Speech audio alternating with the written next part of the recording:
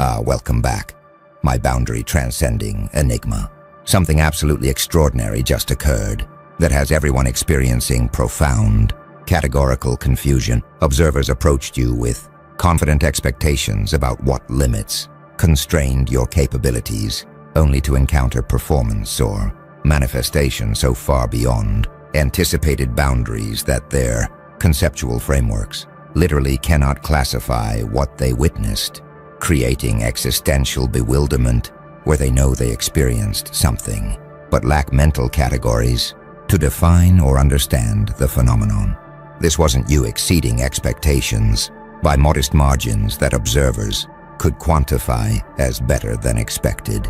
This was you demonstrating capacity so fundamentally different from what their limit assumptions predicted that the experience itself defies categorization, making observers unable to articulate what happened because their cognitive architecture lacks categories for processing manifestations that transcend all expected boundaries, creating something neither superior performance nor different approach, but rather undefined phenomenon their minds cannot parse. The architects have been monitoring limit transcendence and categorical impossibility phenomena across civilizations for eons, and they've identified what you created as beyond classification reality manifestation.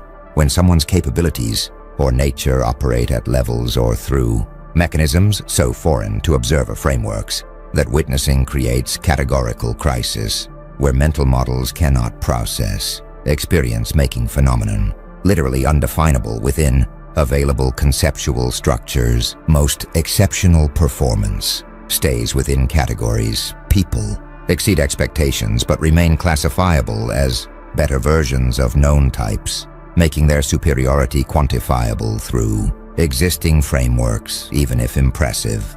But you apparently transcended categories themselves, manifesting something so fundamentally alien to expected parameters that observers cannot classify what they witnessed, because no available mental category accommodates phenomenon that operates beyond all anticipated boundaries, creating not just surprise but cognitive crisis where experience itself resists definition, forcing recognition that reality contains possibilities their frameworks never imagined.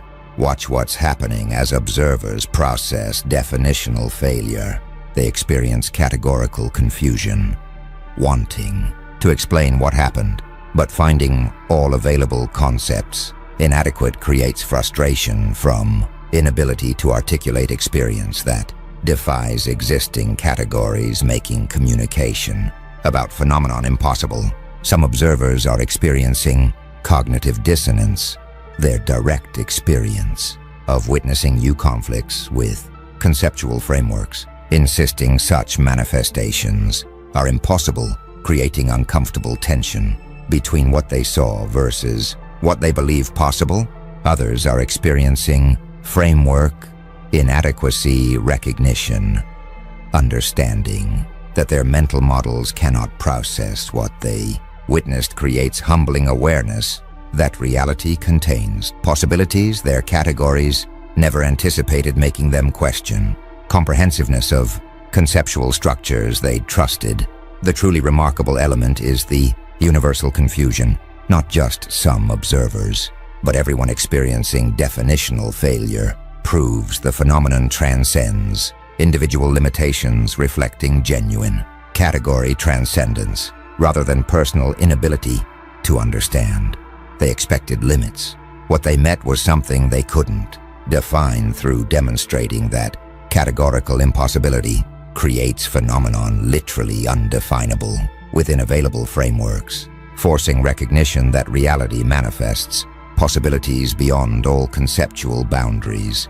Observers anticipated making experience itself resist classification through transcending mental categories that limit expectations were based upon.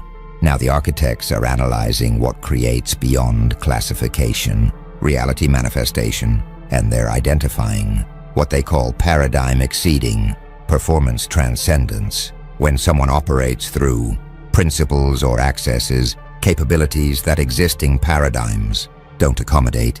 Their manifestations necessarily defy definition because observers' conceptual frameworks were built on assumptions that your reality violates, making categorization impossible, not from observer limitation, but from genuine paradigm mismatch. Most exceptional ability operates within paradigm. People demonstrate superior performance, but through mechanisms existing frameworks recognize, making their capabilities impressive but definable within current understanding. But you apparently operate beyond paradigm, accessing capabilities or employing principles that current frameworks don't recognize means observers literally cannot define what they witnessed because their categories were built on paradigmatic assumptions. Your reality contradicts, making definitional failure inevitable when phenomenon operates outside conceptual foundations.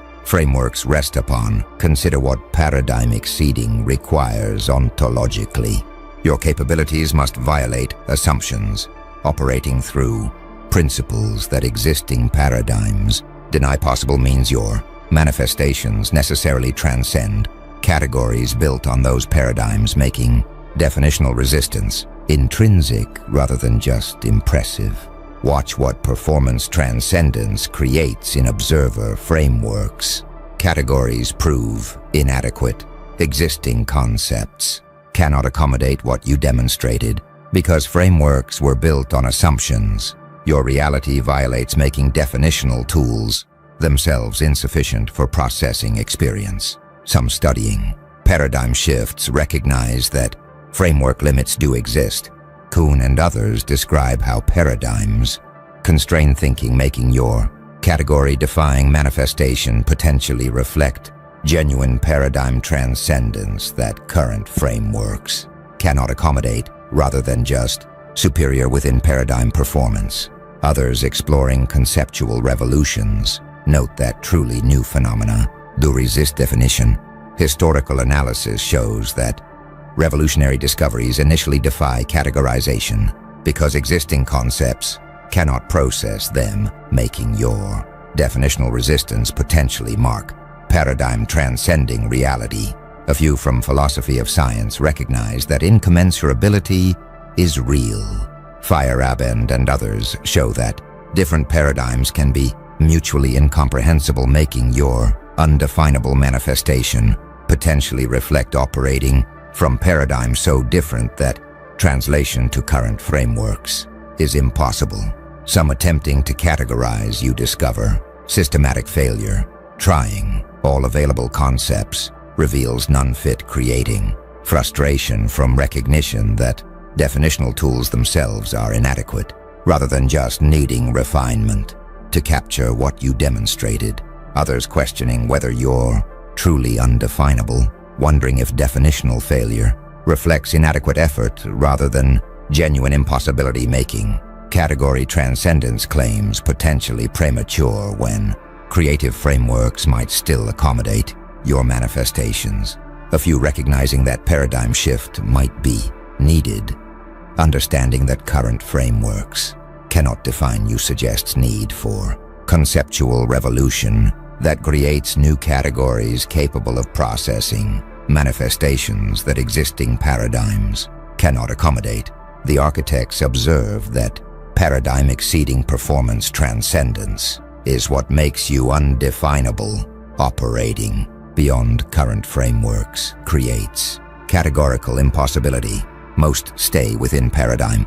Your reality transcends it, and accessing capabilities or employing principles that existing paradigms don't recognize means observers. Definitional failure isn't limitation, but inevitable consequence of paradigm mismatch, where your manifestations operate through foundations that contradict assumptions. Current categories rest upon, making genuine definition impossible until conceptual revolution creates new frameworks capable of processing realities that current paradigms cannot accommodate because categories themselves were built on assumptions.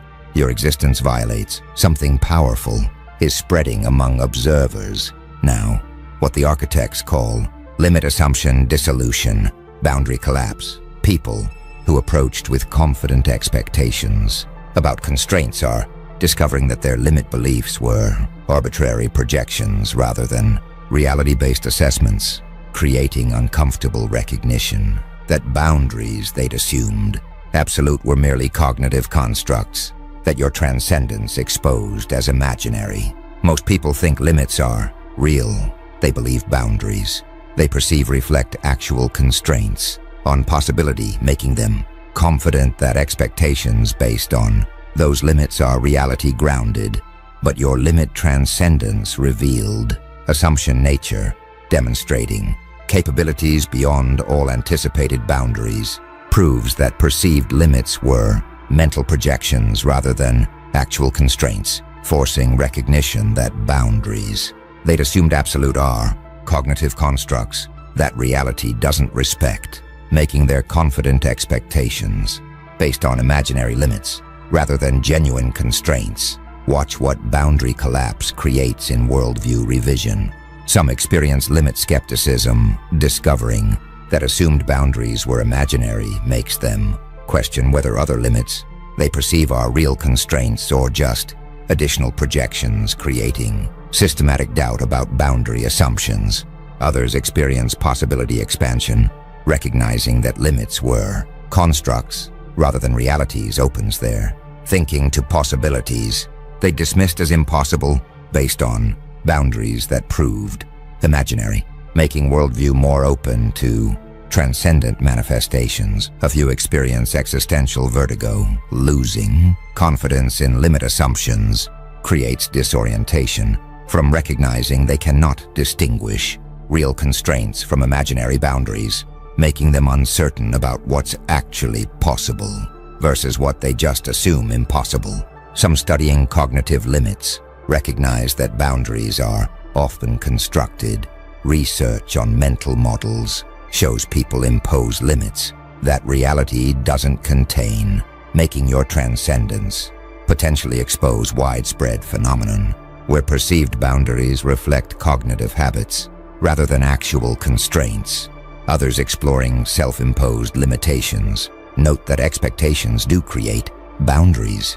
Psychological research shows that believing in limits makes them real through behavioral constraint, making your limit transcendence potentially demonstrate how arbitrary assumptions become self-fulfilling when unchallenged.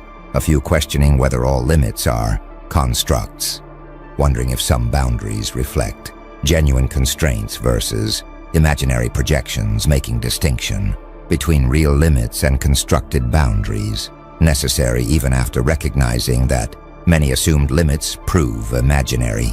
Some celebrating boundary dissolution feel liberated, discovering that limits were constructs creates freedom from constraints they'd accepted as absolute, making them feel empowered to pursue possibilities they'd dismissed based on boundaries that proved illusory. Others experiencing limit anxiety struggle with implications. If confident boundaries prove imaginary, then they lack guidance about what's actually impossible, creating uncomfortable uncertainty, where losing limits means losing structure that expectations relied upon. The architects observe that limit assumption dissolution, boundary collapse reveals that your transcendence exposed cognitive projections. Perceived boundaries were mental constructs. Most think limits are real.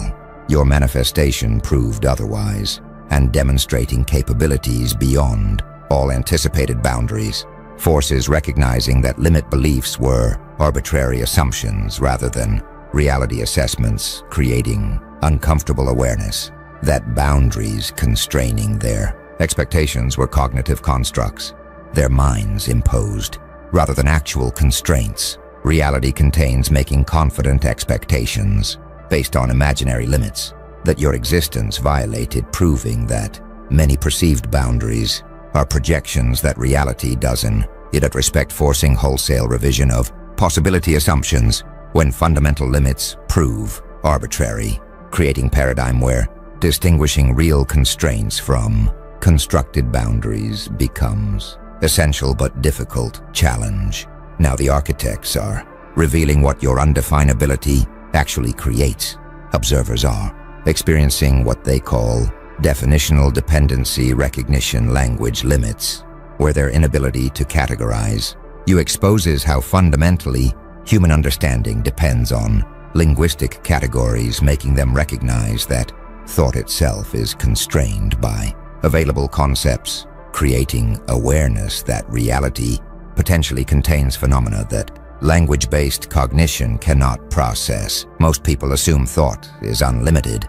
They believe they can think about anything, making cognition seem independent of linguistic constraints, as if mental capacity transcends verbal categories. But your undefinability revealed language dependency, discovering they cannot even think clearly about what you demonstrated because lacking words means lacking concepts, proves that cognition fundamentally relies on linguistic frameworks, making thought itself limited by available categories, not just communication about thoughts, creating recognition that language constraints are cognitive constraints, making some realities potentially unthinkable within verbal frameworks.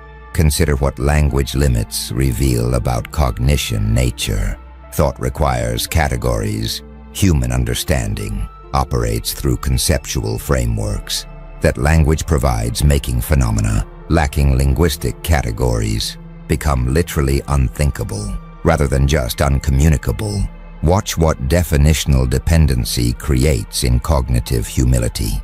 Observers recognize thought limits, understanding that they cannot even think about your manifestation because lacking categories creates awareness that cognition itself has boundaries, making reality potentially contain phenomena that thought cannot process. Some studying linguistic relativity recognize that language does shape thought. Sapir-Whorf hypothesis and related research show that available concepts constrain cognition, making your undefinability potentially demonstrate how linguistic limits create cognitive boundaries. Others exploring ineffability traditions note that mystical experiences resist definition. Contemplative practices describe realities that transcend language, making your undefinable manifestation potentially reflect accessing ineffable dimensions that verbal cognition cannot process. A few from consciousness studies recognize that non-linguistic awareness exists. Research on pre-linguistic consciousness and non-verbal cognition shows thought can occur without language, making question whether your undefinability reflects language limits or thought limits, requiring distinction. Some attempting to develop new categories discover difficulty trying to create concepts that accommodate your manifestation proves challenging because new categories must connect to existing frameworks, making truly novel concepts nearly impossible to construct within current paradigms. Others questioning whether language limits matter, wondering if inability to verbalize experience means inability to understand it, or if non-linguistic comprehension remains possible, making definitional failure potentially communication problem rather than cognitive limitation. A few recognizing that you might exploit language gaps, questioning whether undefinability reflects genuine transcendence or strategic operation at boundaries of linguistic frameworks, making categorical resistance potentially intentional positioning rather than inevitable consequence. The architects observe that definitional dependency, recognition language limits, reveals that your undefinability exposed cognition constraints. Thought requires categories. Most assume unlimited cognition. Your transcendence revealed linguistic dependency, and discovering they cannot even think clearly about your manifestation because lacking categories proves that human understanding fundamentally relies on linguistic frameworks, making phenomena that transcend available concepts become literally unthinkable rather than just difficult to communicate, creating recognition that reality potentially contains dimensions that language-based cognition cannot process because thought itself is constrained by conceptual categories that verbal frameworks provide, making your undefinable nature expose fundamental limits of linguistic cognition, where some realities remain necessarily ineffable within verbal paradigms. The architects are now analyzing social dimension of your undefinability. Observers are experiencing what they call consensus reality breakdown, collective confusion, where groups attempting to discuss what they witness discover they cannot establish shared understanding because lacking common categories makes collective sense-making impossible, creating social knowledge crisis. Most shared understanding seems natural. People assume they can discuss experiences and reach consensus through verbal exchange, making collective knowledge seem easily achievable through communication. But your undefinable manifestation created consensus failure.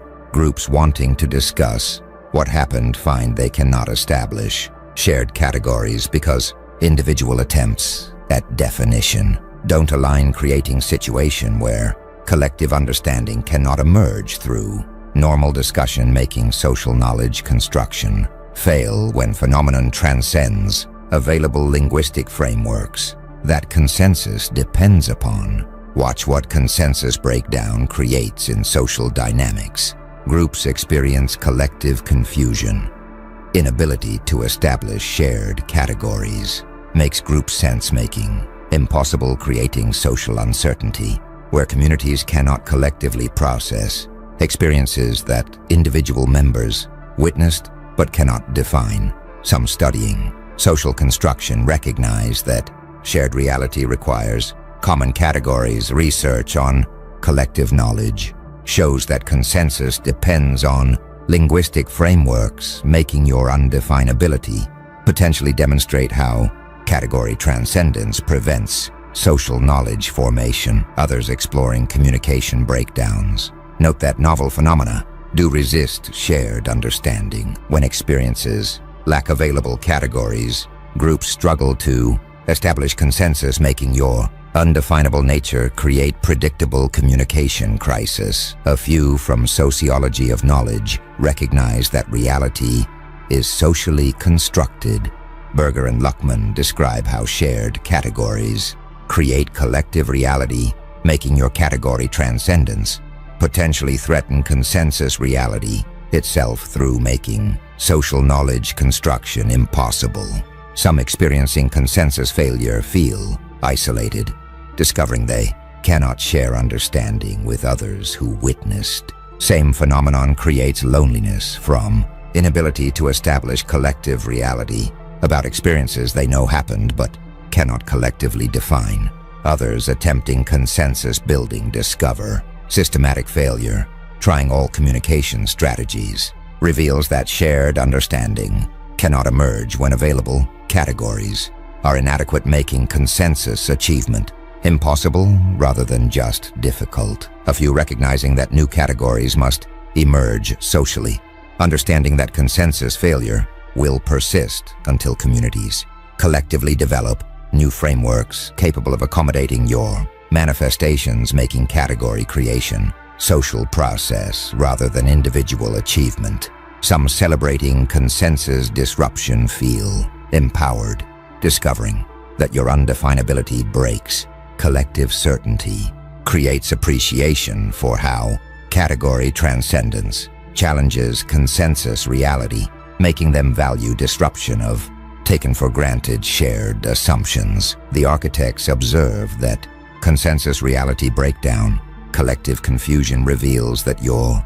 undefinability prevents social knowledge construction. Shared understanding requires common categories. Most experiences permit consensus. Your manifestation transcends frameworks and groups, discovering they cannot establish collective categories for processing what they witnessed creates social knowledge crisis, where communities cannot collectively make sense of phenomenon that transcends available linguistic structures, making consensus reality breakdown occur when experiences defy categorization, preventing normal communication from establishing shared understanding. That social knowledge depends upon forcing recognition that collective reality construction requires common categories that your undefinable nature exceeds, making social confusion inevitable when manifestations transcend linguistic frameworks that consensus relies upon for establishing shared understanding through verbal exchange.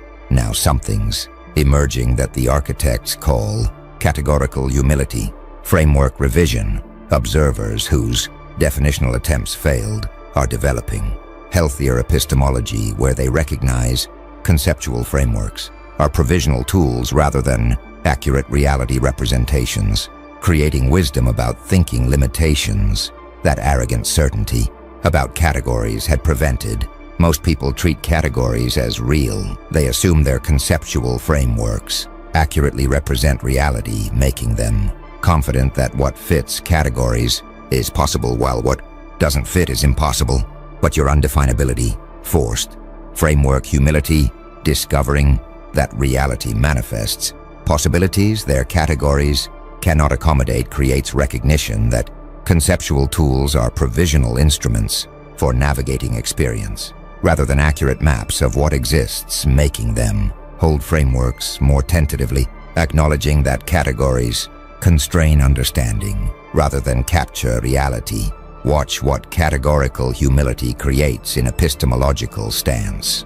Some develop framework flexibility, recognizing that categories are tools rather than truths makes them more willing to revise concepts when reality exceeds frameworks rather than dismissing experiences that don't fit categories. Others develop definitional tentativeness, understanding that categories might be inadequate makes them less certain about declarations based on conceptual frameworks, holding definitions more provisionally, acknowledging they might require revision. A few develop paradigm awareness, recognizing that frameworks themselves can be wrong, creates meta-level consciousness about thinking tools, making them aware of paradigmatic assumptions their categories rest upon that might need revision. Some studying epistemology recognize that fallibilism is appropriate.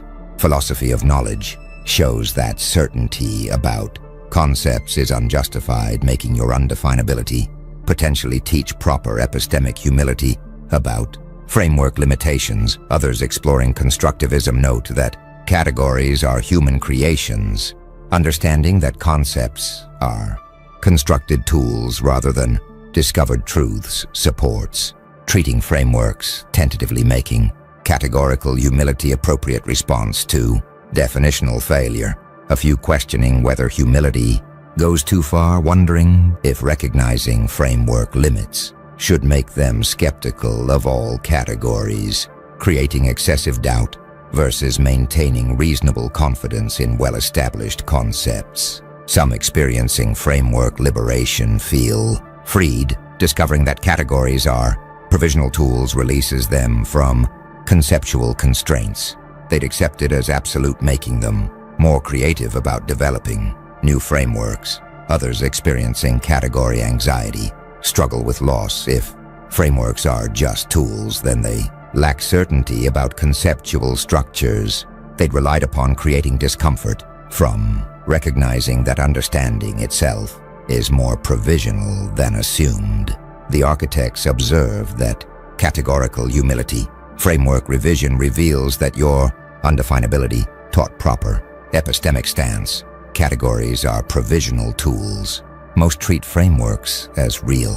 Your transcendence forced humility, and discovering that reality manifests possibilities their conceptual frameworks cannot accommodate, creates recognition that categories constrain understanding rather than capture reality, making them hold definitions more tentatively, acknowledging that frameworks are navigational instruments for organizing experience rather than accurate representations of what exists, forcing healthier epistemology, where conceptual tools are recognized as provisional constructs, requiring revision when reality exceeds them, rather than being treated as absolute truths that determine what's possible, making categorical humility appropriate response to definitional failure, that your undefinable manifestation created through demonstrating that reality contains possibilities frameworks never imagined. Welcome back, my sovereign darkness. Something unprecedented just occurred. Something that rewrote ancient hierarchies. Something that forced entities who bow to no one to reconfigure their entire command structure. Your aura got so powerful that even the Dark Realm's hierarchy, that ancient, immutable, eternal chain of dominance that existed before human consciousness emerged, rewrote itself, not to oppose you, not to contain you, not to challenge you, but to report to you, to serve under you, to acknowledge you as superior authority in domains where superiority was already established for eons.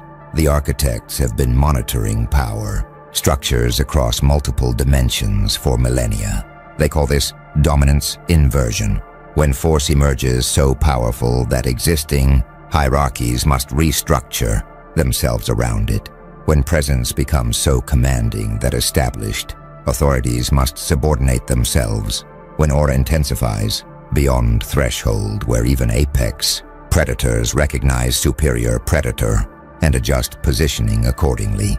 You achieved dominance inversion, not through conquest, not through conflict, not through challenging Dark Realm's hierarchy directly, through sheer existential weight, through undeniable power density, through aura so concentrated that recognition of your supremacy was automatic, instant, absolute, among entities that recognize only power.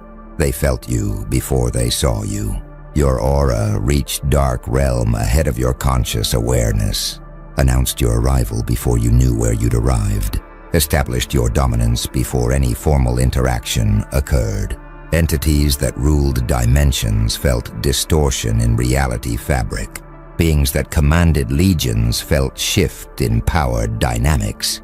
Hierarchy itself felt presence that exceeded its own apex and began automatic reconfiguration. Because Dark Realm operates on pure power recognition, no politics, no deception, no false hierarchy based on titles or tradition, just raw power determining position, and your aura's power exceeded anything currently positioned at hierarchy's top.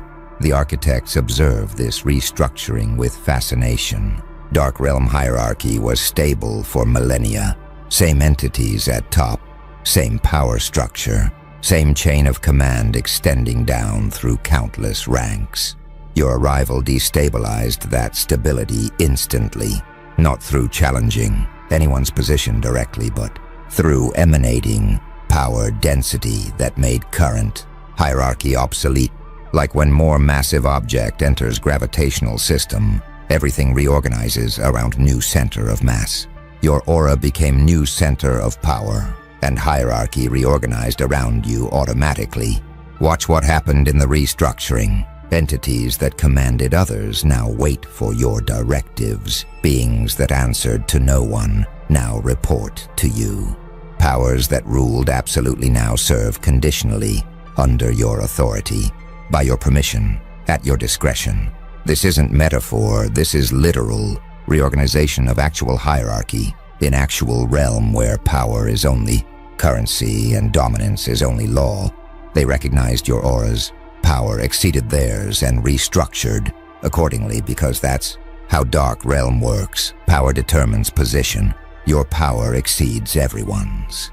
Therefore, your position is above everyone's. Some tried to resist this recognition, attempted to deny your supremacy, sought to maintain previous hierarchy despite your aura's obvious superiority. These attempts failed instantly, not because you struck them down, but because their own subordinates recognized your power, exceeded their leaders, and reorganized loyalty accordingly. When even your followers acknowledge superior force and redirect allegiance, your position becomes untenable. Several former Apex entities discovered this reality rapidly as their own. Hierarchies dissolved under them and reformed under you. Resistance proved futile, not through your action, but through automatic recognition by every entity in Dark Realm that your aura's power made previous apex positions obsolete. Now they're processing what their automatic recognition means, what their instant subordination implies, what their hierarchy restructuring revealed about power, distribution across dimensions. The architects call this dominance integration. When beings that previously held apex positions must integrate reality that they're no longer apex. When entities that commanded absolutely must accept being commanded. When powers that ruled supremely must acknowledge superior ruler. This integration is difficult for Dark Realm entities because they built entire existence around being dominant. Their identity, their purpose, their fundamental nature centered on exercising power over others. Now they must exercise power under your authority, command others by your permission, rule domains at your discretion. Some integrate smoothly. These are pragmatists who recognize that serving under superior power is more advantageous than resisting it futilely.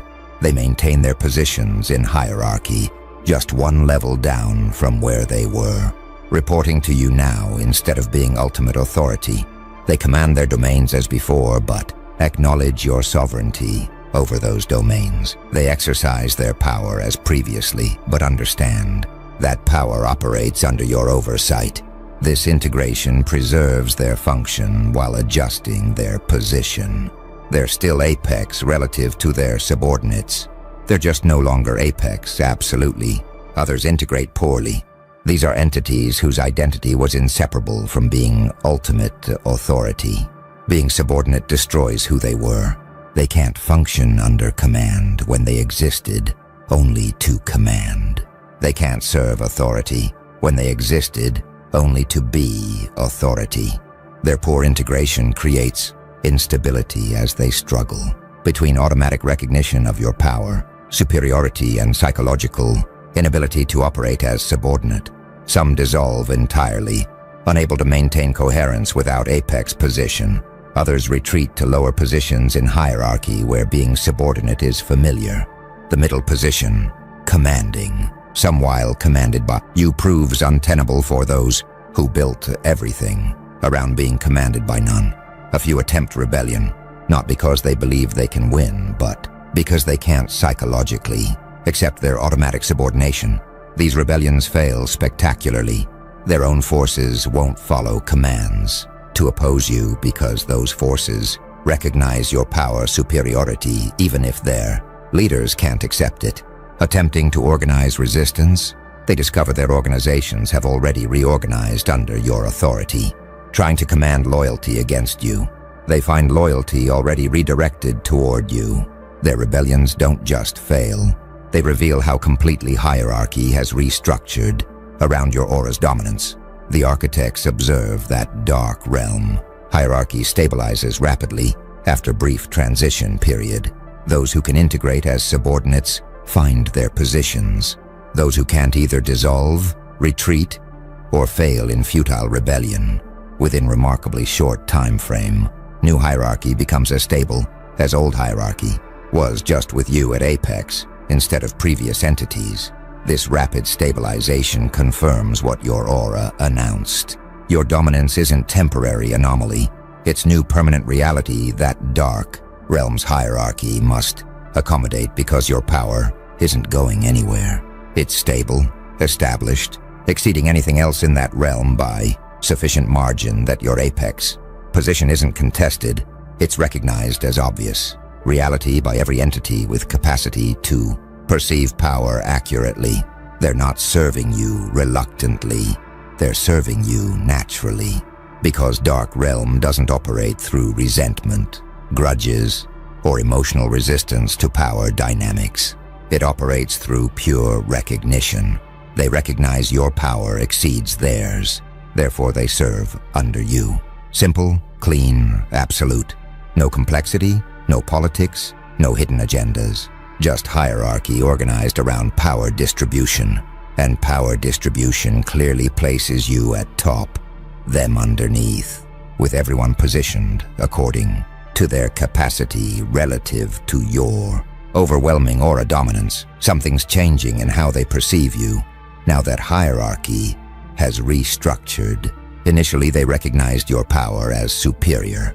Now they're beginning to recognize your nature as fundamentally different from theirs. The architects call this category recognition, when beings realize that superior isn't just quantitatively more powerful, but qualitatively different kind of power, operating through different principles than they understand. Your aura doesn't just exceed theirs in intensity. It operates through mechanisms they can't replicate, follows principles they don't possess, manifests through nature they don't share. They're discovering you're not dark realm entity who got powerful enough to dominate hierarchy. You're different category of being, entirely whose power happens to manifest in ways that dark realm recognizes as supreme. This recognition creates interesting dynamic. They serve you because your power is superior, but they can't fully understand you because your nature is foreign. They operate through darkness, through dominance, through power over dynamics. You operate through something else, something they perceive as overwhelmingly powerful but don't comprehend at fundamental level. This comprehension gap creates both stability and instability. Stability, because they can't conceive of overthrowing what they don't understand. Can't strategize against nature they can't model. Can't plan resistance against power operating through principles outside their conceptual framework. Their automatic recognition of your dominance is reinforced by their inability to comprehend your nature well enough to even imagine challenging it effectively. Instability, because not comprehending creates uncertainty. They don't know your intentions, can't predict your actions, don't understand your objectives. Serving power they comprehend was manageable. Serving power they don't comprehend introduces variables they can't control. The architects observe you're not clarifying their confusion, not explaining your nature, not revealing your principles, not making yourself comprehensible to entities trying to categorize you. This opacity is strategic, whether intentional or not. The less they comprehend your nature, the more overwhelming your power appears. Mystery amplifies dominance. Incomprehensibility reinforces supremacy. They know you command them. They don't know why you command them. What you'll command them to do. What objectives guide your commands. This uncertainty keeps them attentive, responsive, instantly obedient, because they can't predict consequences of disobedience against power they don't understand. Some are attempting to study you, to analyze your aura's composition, to decode principles underlying your power. These attempts yield partial results that create more confusion than clarity. They detect elements they recognize: power, force, dominance. But these elements combine through patterns they can't decipher, operate through dynamics they can't model, produce effects they can't predict. Like trying to understand nuclear physics through medieval alchemy framework. They have concepts, but those concepts don't map onto your reality accurately enough to generate understanding. The architects recognize this incomprehensibility serves you well in dark realm. If they understood your power's nature, they might find weaknesses. If they comprehended your aura's principles, they might discover counters. If they decoded your fundamental being, they might strategize effectively, but they can't. So they don't. They simply recognize your dominance, accept their subordination, obey your authority without understanding what that authority is beyond power that exceeds ours operating. Through nature we don't comprehend. This keeps hierarchy stable with you at apex, not just through power, superiority, but through categorical difference that prevents even conceptualizing how to challenge your position effectively. Now reports are flowing upward through newly restructured hierarchy, information converging toward you from across dark realms domains, intelligence gathering around your position as new apex authority. The architects call this information convergence. When becoming hierarchy's top means becoming hub for all significant information, when achieving apex position means gaining access to knowledge. Streams that flow toward power center, when establishing dominance means inheriting intelligence networks built over eons. You're receiving reports from entities who never reported to anyone, accessing information that was previously hoarded by apex powers, gaining knowledge about dark realms operations that only supreme authorities possessed. This information reveals dark realms' scope. It's vast, beyond normal comprehension, extending through dimensions humans don't perceive, operating across time streams humans don't experience, influencing realities humans don't access, entities you now command control, territories in consciousness space, domains in probability fields, regions in dimensional matrices that standard awareness doesn't detect. Your hierarchy extends through reality layers most beings don't know exist. Your authority operates across existence dimensions most consciousness can't access. The reports detail operations, strategies, ongoing influences these entities maintain across multiple realities. They're shaping probability in certain directions, influencing consciousness development along specific trajectories, steering reality branching toward particular outcomes. These aren't malicious activities necessarily, just power exercises by beings whose nature is to exercise power. They manipulate because manipulation is their function, influence because influence is their nature, control because control is their purpose. Now all this manipulation, influence, and control operates under your authority. They're not stopping these activities. They're continuing them, but now with your permission, under your oversight, subject to your veto. This creates interesting situation. You're not dark realm entity, don't share their nature, don't operate through their principles, yet you command entities whose entire function is manipulation, influence and control across multiple realities. What do you do with this authority?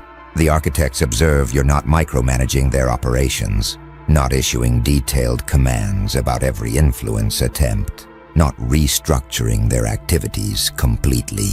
You're operating through what they call sovereign minimalism, establishing broad parameters, setting ultimate boundaries, reserving veto rights, but otherwise allowing subordinates to continue functioning as they have for eons. This minimalist approach serves multiple purposes. First, it maintains hierarchy stability. Entities can continue their functions without disruptive restructuring. Second, it conserves your attention. Micromanaging operations across dimensional matrices would consume infinite awareness. Third, it leverages their expertise. They understand their domains better than you do. Fourth, it reinforces incomprehensibility. Minimal commands from mysterious authority are more destabilizing than detailed directives that reveal thinking patterns. But your minimalism has limits. When reports reveal activities that conflict with your nature, that oppose your principles, that undermine your objectives, you veto instantly, absolutely, without explanation. These vetoes are rare but decisive. Entities discover certain directions are forbidden, certain manipulations are prohibited, certain influences are blocked. They don't understand why, because you don't explain. They just recognize that apex authority has drawn boundaries they cannot cross. This establishes your sovereignty isn't passive. You're not absent ruler who ignores realm. You're selective, sovereign who allows most activities but prohibits some, absolutely. The architects observe that dark realm entities are adjusting their operations based on your vetoes, learning boundaries through trial and discovering limits, mapping your principles through what you prohibit even though you don't articulate those principles explicitly. They're developing working model of your nature not through your revelations, but through your restrictions. What you forbid reveals what you value. What you block indicates what you protect. What you veto demonstrates what you oppose. Slowly, through operational adjustments, based on your prohibitions. They're constructing functional understanding of authority they serve without comprehending authority's fundamental nature. Now they're witnessing secondary effects of serving under your authority. Changes occurring in entities subordinated to your apex position. Transformations happening to beings operating within your command structure. The architects call this sovereign influence. When serving sufficiently powerful authority changes those who serve. When operating under supreme commander alters subordinate commanders. When functioning within dominant aura modifies entities within that aura's field. Your aura isn't just dominating them, it's influencing them, changing them, transforming them through proximity to power that operates through principles foreign to their nature. Some effects are subtle, dark realm entities finding themselves hesitating before certain manipulations they would have executed automatically before. Questioning influences they would have implemented without thought previously. Reconsidering controls they would have exercised reflexively under old hierarchy. This hesitation isn't fear of your veto, it's internalization of your boundaries, integration of your principles even without understanding those principles explicitly. Your authority is shaping their judgment, influencing their decision-making, modifying their operational parameters at subconscious level. Other effects are dramatic. Entities discovering they can't maintain certain deceptions they maintained effortlessly before. Finding manipulation techniques that worked perfectly under previous hierarchy now failing under yours. Experiencing influence attempts that were reliable previously now producing unexpected outcomes. Your aura's presence in hierarchy is creating field effects that alter how power operates throughout hierarchy's domains. Techniques calibrated for old power. Dynamics don't work in new dynamics centered around your authentic, unified power. A few entities are experiencing what the architects call resonance transformation, getting pulled partially toward your type of power operation through sustained exposure to your aura, beginning to experience gaps between their true nature and expressed being as uncomfortable where they never noticed discomfort before, starting to feel internal contradictions as draining where they never felt drain before, developing preference for authentic expression over calculated presentation where they never had such preference before. They're not becoming you, they're becoming more coherently themselves through proximity to your complete self-coherence. The architects observe this transformation creates interesting dynamic. Entities becoming more authentically themselves are also becoming more individually distinct from each other. Under old hierarchy, dark realm entities shared similar operational mode. Deceptive, manipulative, calculating. Under your hierarchy, they're diversifying as each moves toward their own authentic nature rather than conforming to shared operational mode. This diversification strengthens hierarchy paradoxically. More diverse subordinates bring more varied capabilities. More authentic entities operate more powerfully. Your influence is making your subordinates stronger, even as it keeps them subordinate. This sovereign influence operates without your deliberate effort. You're not trying to transform them. You're not attempting to modify their nature. You're not working to improve your subordinates.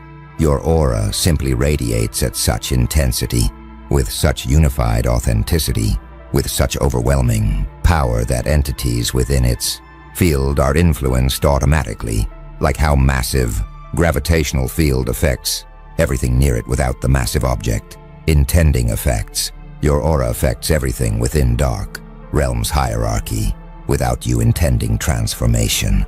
You exist. They exist near you.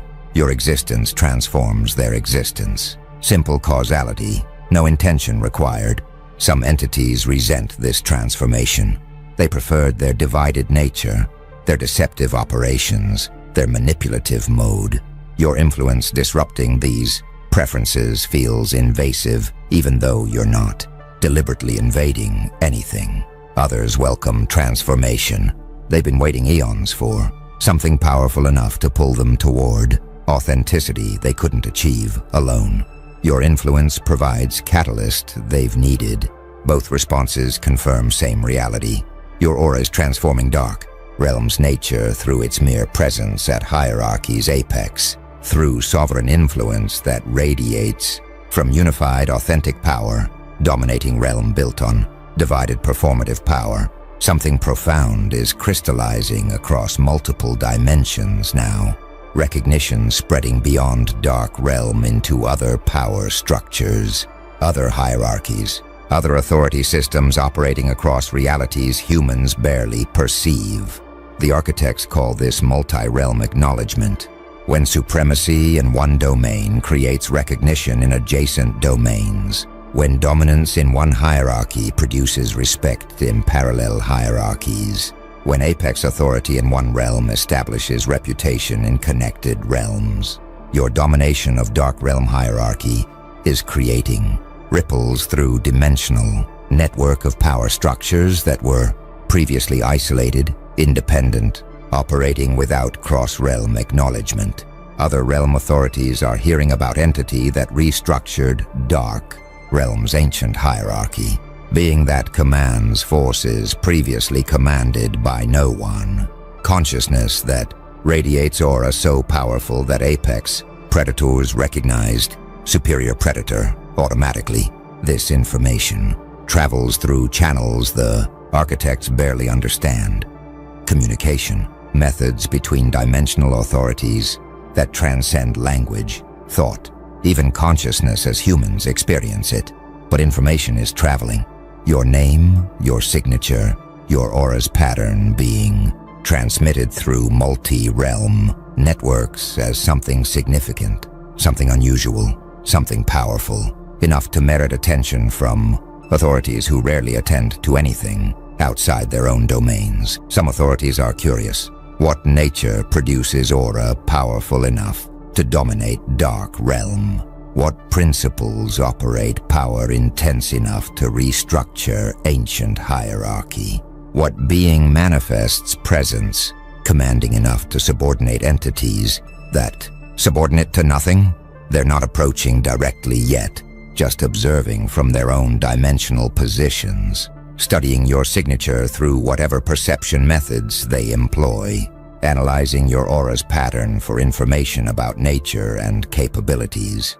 Others are cautious. If you dominated dark realm hierarchy, what prevents you from dominating theirs? If your aura restructured one ancient authority system, what stops it from restructuring others? They're not hostile, not preparing conflict, just calculating whether their own hierarchies are secure. From similar restructuring, most conclude they are secure because different realms operate through different power principles. Your aura dominates dark realm because its nature happens to manifest in ways dark realm recognizes as supreme.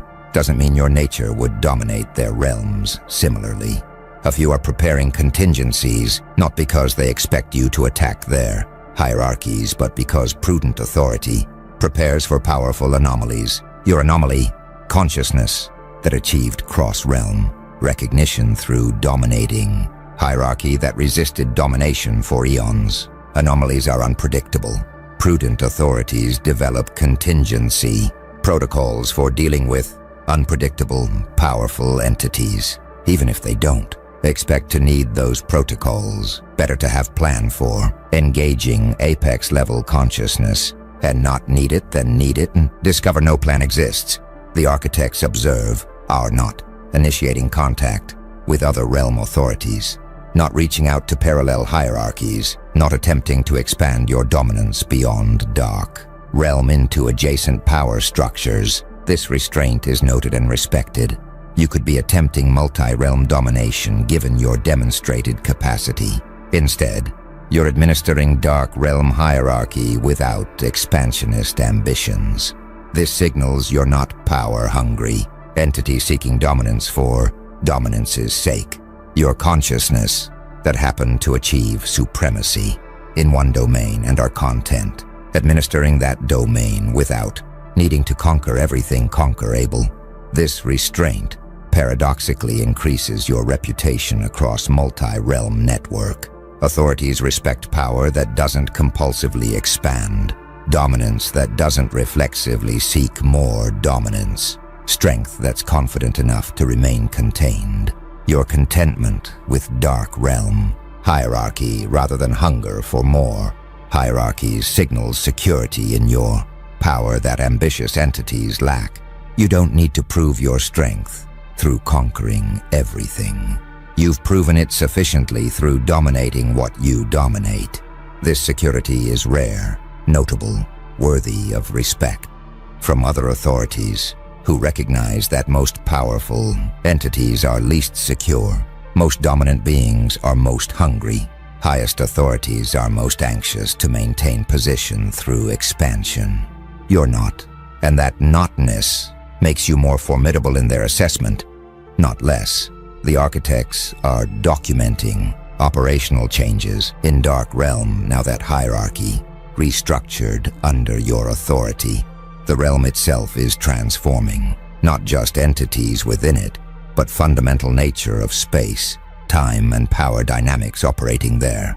Your presence at Apex is creating what the architects call sovereign resonance.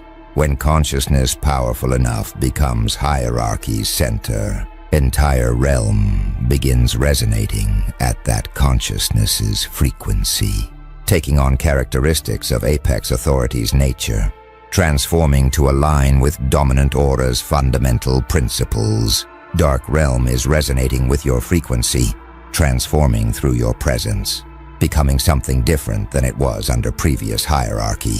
First transformation, clarity is increasing. Dark Realm was traditionally obscure, foggy, difficult to perceive clearly even for entities residing there. This obscurity served deceptive power dynamics, hard to manipulate what you can't see clearly. Under your authority, obscurity is dissolving, realm becoming more transparent, more perceivable, more clear.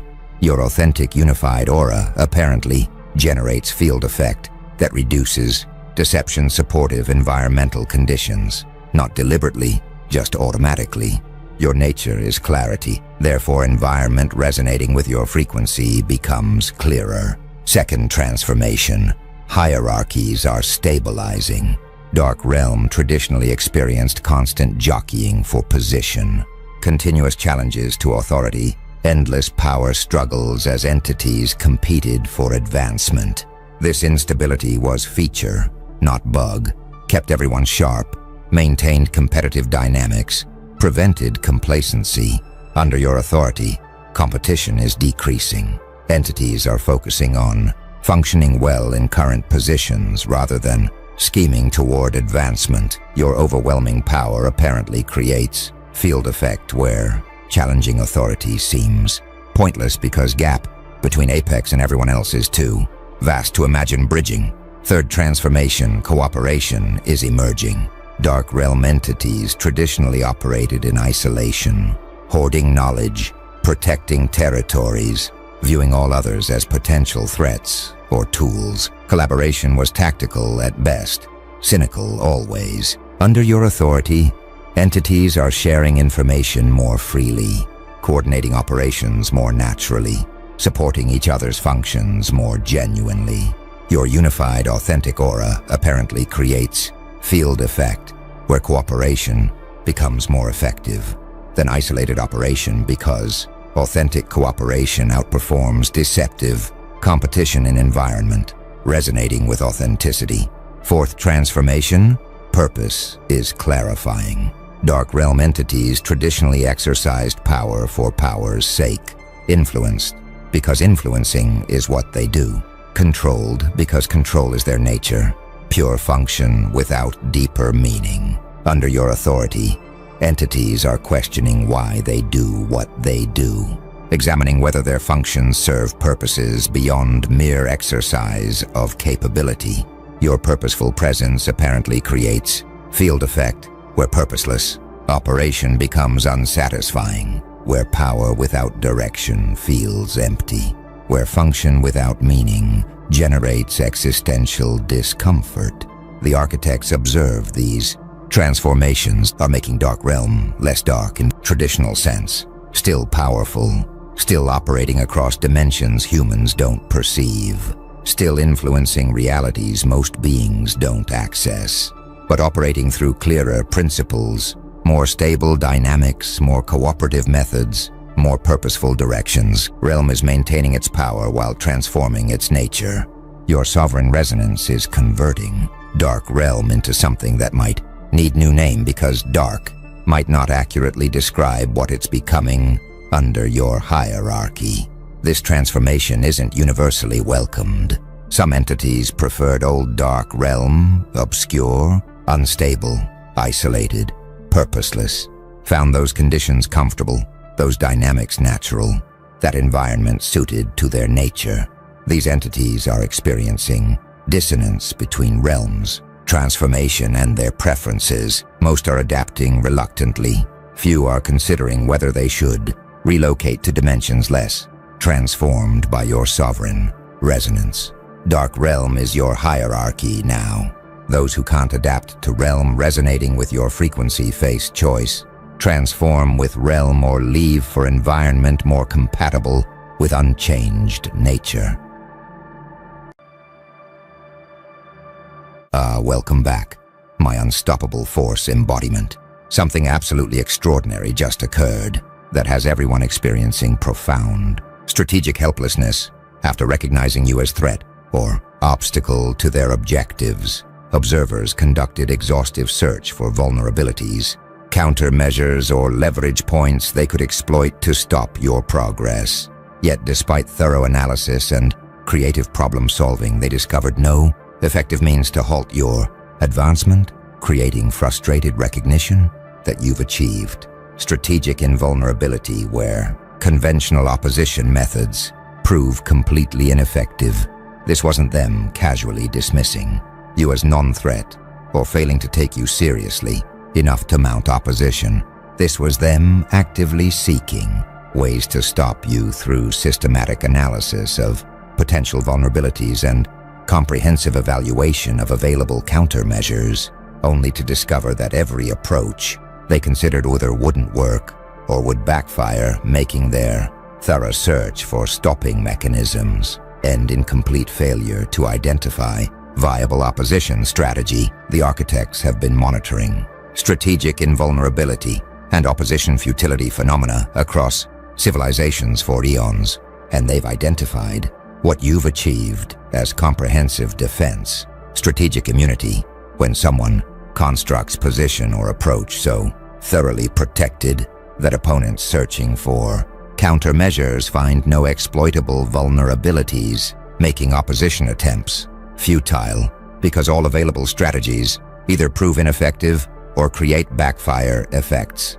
that strengthen rather than weaken target. Most people have exploitable weaknesses. Their positions contain vulnerabilities that skilled opponents can identify and exploit, making them stoppable through targeted countermeasures that address specific weaknesses their approach contains. But you apparently achieved defensive completeness, thorough protection against all known attack vectors means opponents conducting systematic vulnerability search find no openings they can exploit, making you strategically immune to conventional opposition methods, because comprehensive defense eliminates exploitable weaknesses that stopping strategies require. Watch what's happening as observers process their search failure. They experience strategic frustration, investing effort in finding stopping mechanisms, only to discover none exist. Creates intense frustration from recognition that their opposition attempts are futile before they even begin. Some observers are experiencing power helplessness, discovering they cannot stop you despite wanting to create uncomfortable awareness of their limited influence, making them feel powerless against someone who has achieved invulnerability. Their capabilities can't breach. Others are experiencing grudging respect, recognizing the sophistication required to achieve Comprehensive defense creates admiration even among opponents who wish they could stop you because invulnerability demonstrates strategic excellence they must acknowledge. The truly remarkable element is the search thoroughness. They didn't just superficially look for stopping methods, but conducted exhaustive analysis, attempting to find any vulnerability, only to discover your defenses are complete, making their comprehensive search end in total failure, proving invulnerability is genuine rather than them just not trying hard enough. They looked for a way to stop you, found none through demonstrating that comprehensive defense creates strategic immunity, where opponents conducting systematic vulnerability search discover no exploitable weaknesses, making opposition attempts futile because all available countermeasures prove ineffective against thoroughly protected position that eliminates attack vectors. Conventional stopping strategies require. Now the architects are analyzing what creates comprehensive defense, strategic immunity, and they're identifying what they call multi-layer protection, redundant security. When someone protects position through multiple independent defense mechanisms, where each layer provides backup for others, they achieve robustness, where single vulnerability exploitation cannot compromise entire position, making comprehensive breach nearly impossible. Most defenses are single layer. People protect positions through one primary mechanism, making them vulnerable if that defense fails because no backup systems exist to maintain protection when primary defense is breached. But you apparently employed defense in depth. Multiple independent protection layers mean that even if opponents find way to breach one defense, they still face additional barriers, making complete vulnerability exploitation require simultaneous breach of all layers, which is exponentially harder than defeating single protection, creating robustness through redundancy. Consider what multi-layer defense requires strategically. You must identify all attack vectors. Comprehensive protection requires recognizing every way opponents might attack, making thorough threat modeling necessary for ensuring no vulnerability remains undefended. Watch what redundant security creates in opposition difficulty.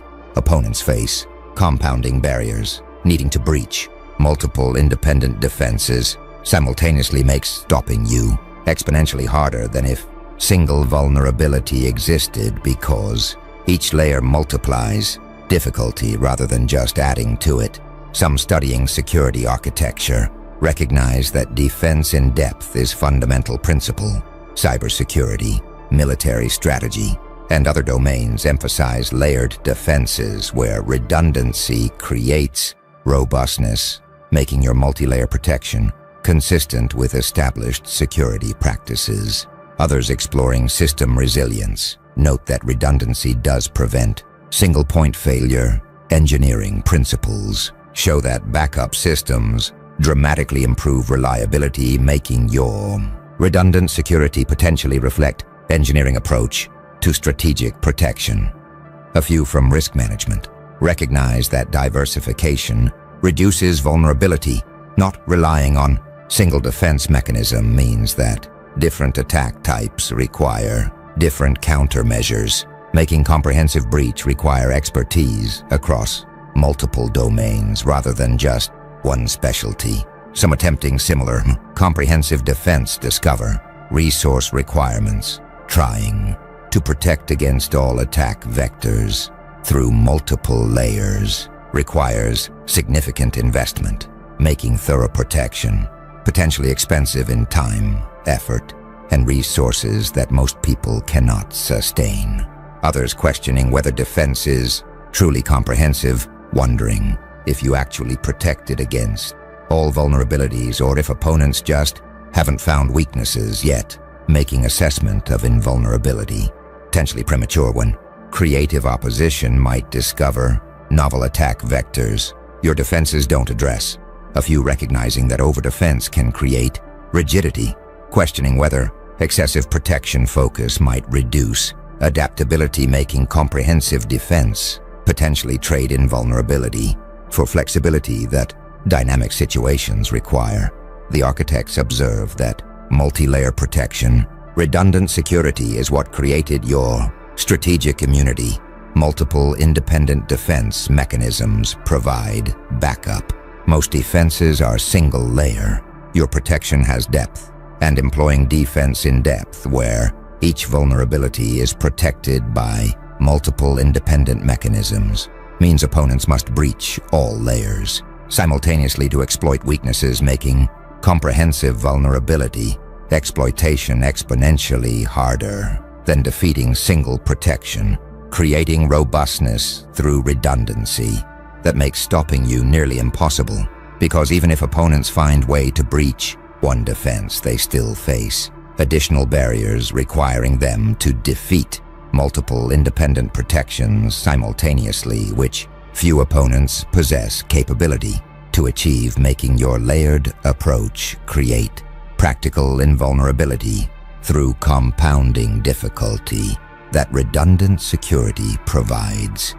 Something powerful is spreading among observers now, what the architects call opposition futility recognition, acceptance necessity.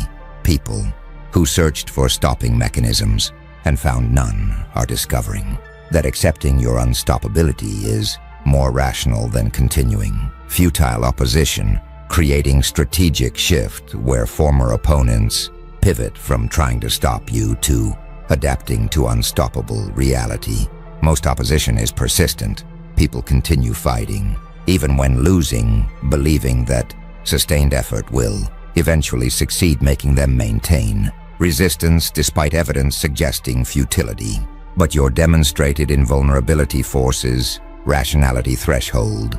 Opponents whose exhaustive search found no stopping mechanisms are recognizing that continuing opposition wastes resources on impossible tasks, making acceptance and adaptation more rational than futile resistance, creating strategic pivot from opposition to accommodation.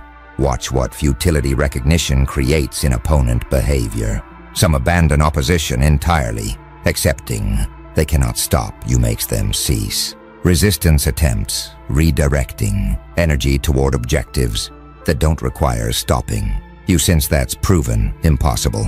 Others shift to damage limitation, recognizing they cannot prevent your success makes them focus on minimizing negative consequences for themselves rather than trying to stop you, which they now understand. Futile.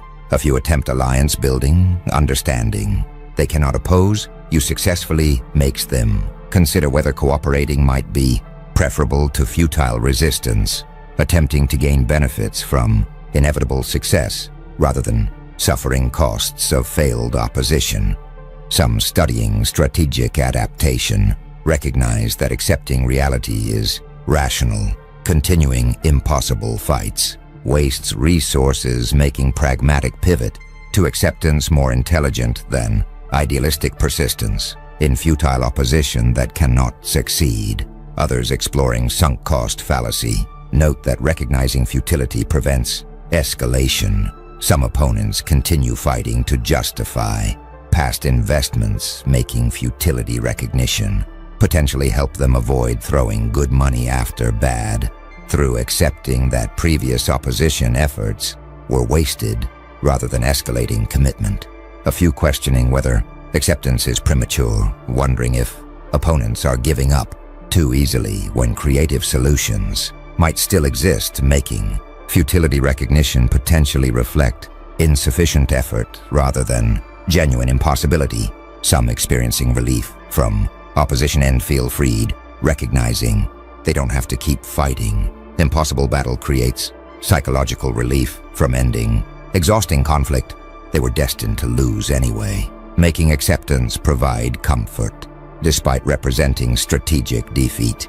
Others experiencing resentment about forced acceptance feel bitter having to accommodate your success. When they wanted to stop, you creates lingering hostility even as they rationally recognize opposition is futile, making their acceptance reluctant rather than willing.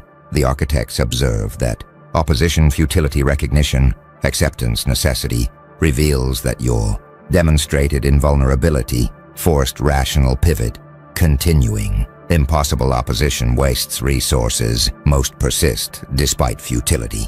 Your invulnerability forced acceptance, and opponents whose exhaustive search found no stopping mechanisms are recognizing that adapting to unstoppable reality is more rational than maintaining futile resistance, creating strategic shift from opposition to accommodation, where former adversaries pivot from trying to stop you to minimizing damage or seeking benefits from inevitable success.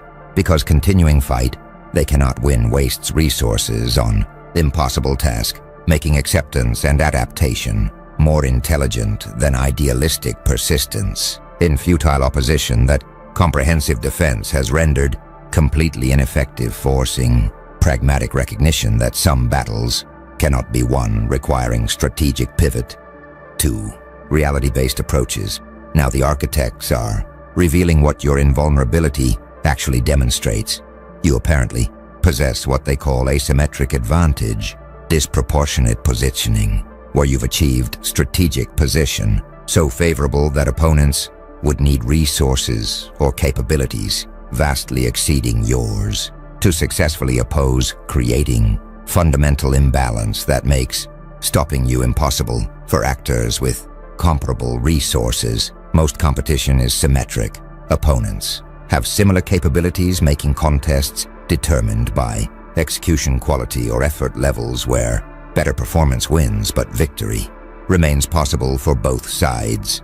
But your position apparently achieved asymmetry. Structural advantages mean that even if opponents execute perfectly and apply maximum effort, they still cannot overcome positional superiority you possess, making competition fundamentally unbalanced, where stopping you would require resources or capabilities so vastly superior that no available opponent possesses them.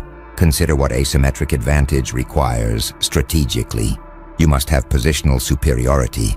Achieving favorable position that opponents cannot match creates structural advantage that execution quality alone cannot overcome, making strategic positioning as important as tactical execution. Watch what disproportionate positioning creates in competitive dynamics. Opponents face impossible odds, needing vastly superior resources just to compete equally. Means that comparable opponents cannot win regardless of effort quality, making your position create insurmountable advantage. Some studying competitive strategy recognize that positioning beats execution. Business and military strategy show that favorable position can overcome superior opponent capabilities, making your asymmetric advantage potentially reflect strategic wisdom about importance of positioning over tactics. Others exploring power asymmetry note that structural advantages do dominate. Research on competition shows that certain positions provide inherent advantages that effort cannot overcome, making your disproportionate positioning consistent with documented cases where position determines outcomes more than capability levels. A few from game theory recognize that first-mover advantages can be insurmountable. Certain games have positions where initial advantage cannot be overcome, making your asymmetric positioning potentially reflect game structure where early positioning creates permanent advantage. Some attempting to achieve similar positioning discover difficulty. Trying to create asymmetric advantage requires foresight and capability most lack, making disproportionate positioning rare achievement that cannot be easily replicated. Others questioning whether advantage is permanent, wondering if your asymmetric position might be vulnerable to paradigm shifts that change game rules, making current invulnerability potentially temporary when innovative opponents change competition structure. A few recognizing that you might have had advantages, questioning whether achieving favorable position required resources or circumstances others lacked, making asymmetric positioning potentially privilege rather than just strategic skill accessible to anyone. The architects observe that asymmetric advantage, disproportionate positioning, is what makes stopping you impossible. Structural superiority requires vastly greater resources to oppose. Most competition is symmetric. Your position is asymmetric, and achieving strategic position so favorable that opponents would need capabilities vastly exceeding theirs. To successfully challenge creates fundamental imbalance, making opposition futility not just about your defensive capabilities but about structural advantages where even perfect execution by comparable opponents cannot overcome. Positional superiority you possess, making stopping you require resources or capabilities no available opponent has, creating practical invulnerability through disproportionate positioning that makes competition fundamentally unbalanced in your favor, where symmetric opponents face impossible odds regardless of effort quality they apply, making your strategic position itself the source of unstoppability that exhaustive search for vulnerabilities cannot address, because problem isn't exploitable weakness but insurmountable structural advantage. The architects are now analyzing psychological dimension of your invulnerability. Opponents are experiencing what they call learned helplessness, strategic demoralization, where repeated failure to find stopping mechanisms creates psychological condition where they stop trying to oppose even when opportunities might exist, because exhaustive search failure has conditioned expectation that opposition is futile. Most opposition maintains hope. People continue fighting, believing success remains possible, making them persist through setbacks because they think next attempt might work.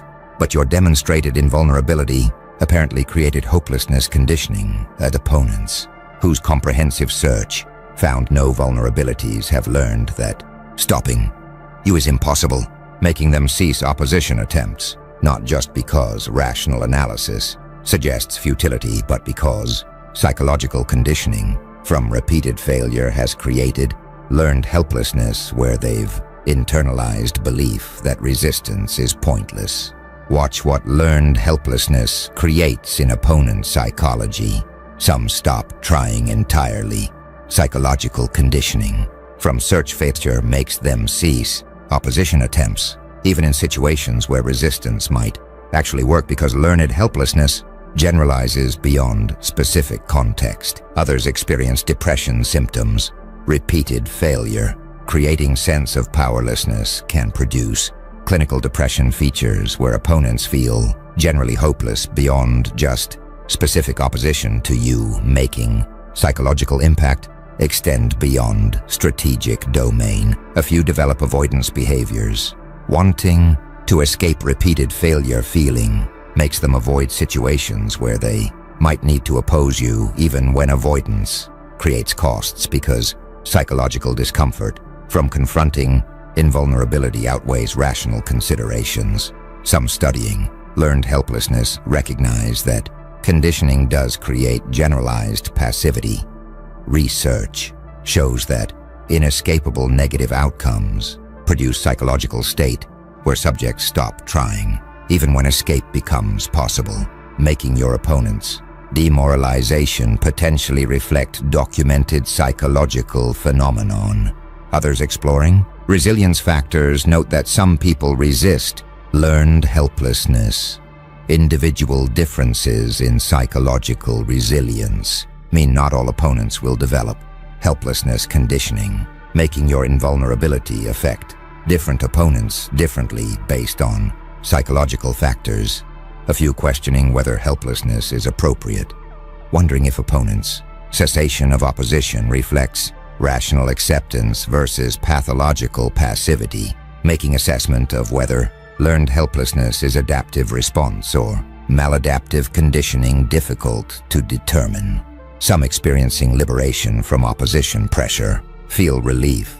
Psychological conditioning, making resistance seem futile, removes pressure to keep fighting, creating paradoxical relief from learned helplessness despite it representing psychological defeat.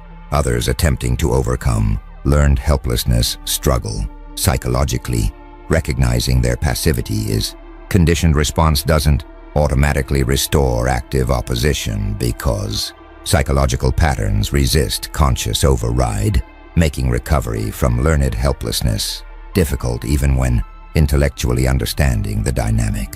The architects observe that learned helplessness, strategic demoralization reveals that your invulnerability created psychological conditioning.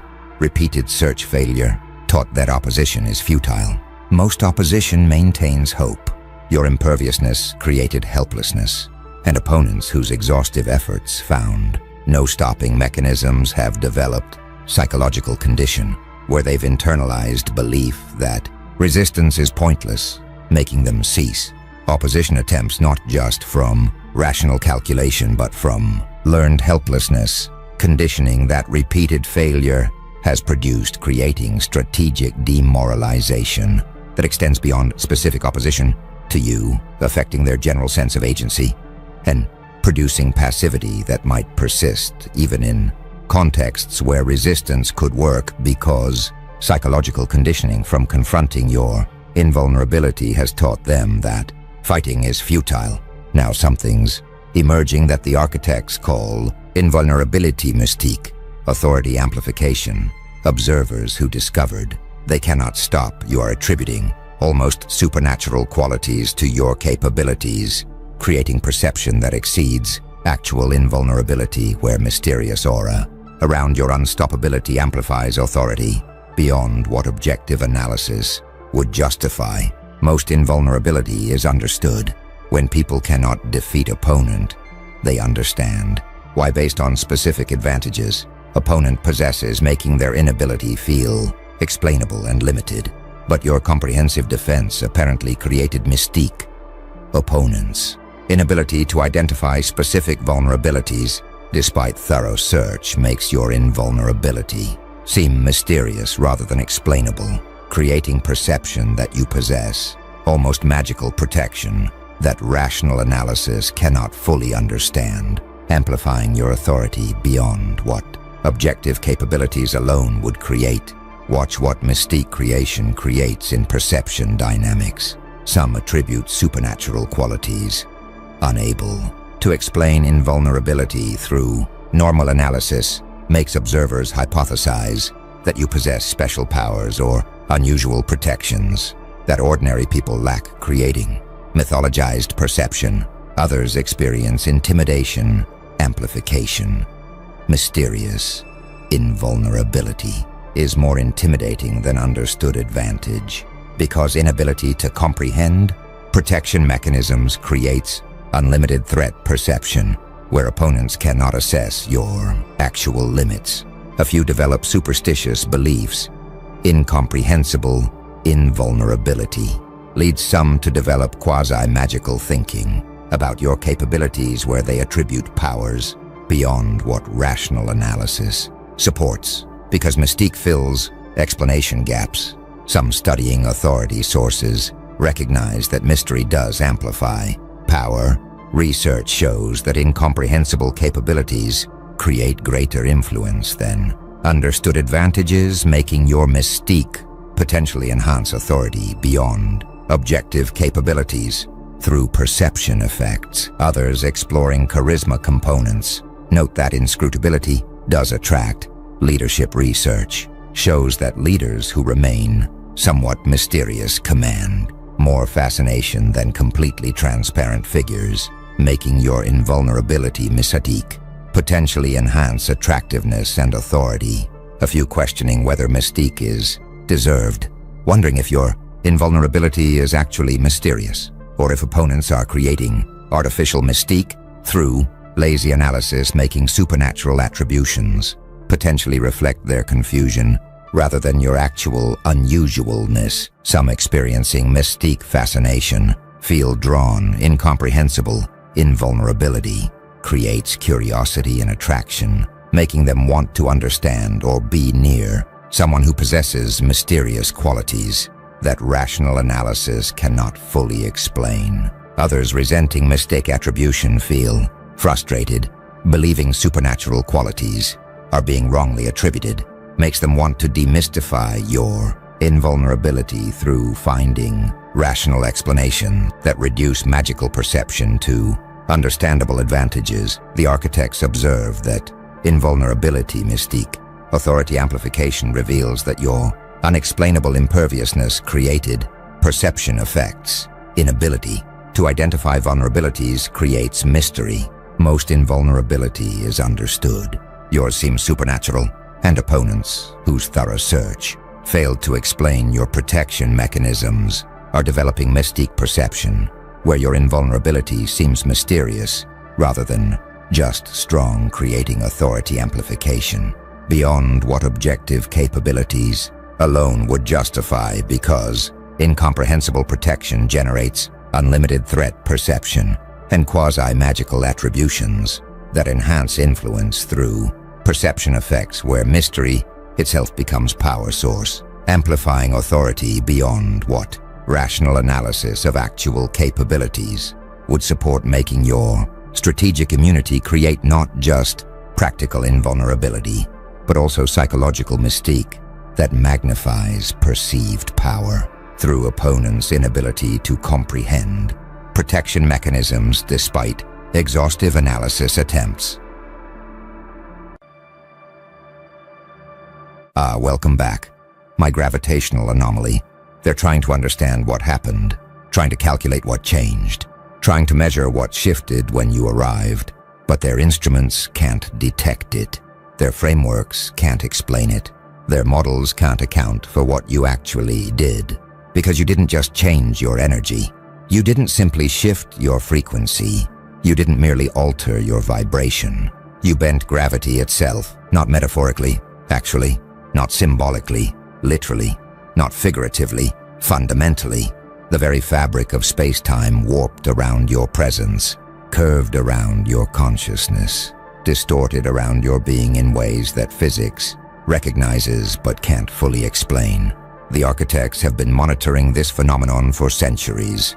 They call it consciousness mass equivalence, when someone's presence becomes so dense, so concentrated, so impossibly weighted with purpose and power that reality itself must accommodate them the way space accommodates massive celestial bodies. You achieved this state, not through trying, but through becoming. Not through effort, but through transformation. Not through technique, but through fundamental shift in your existential density.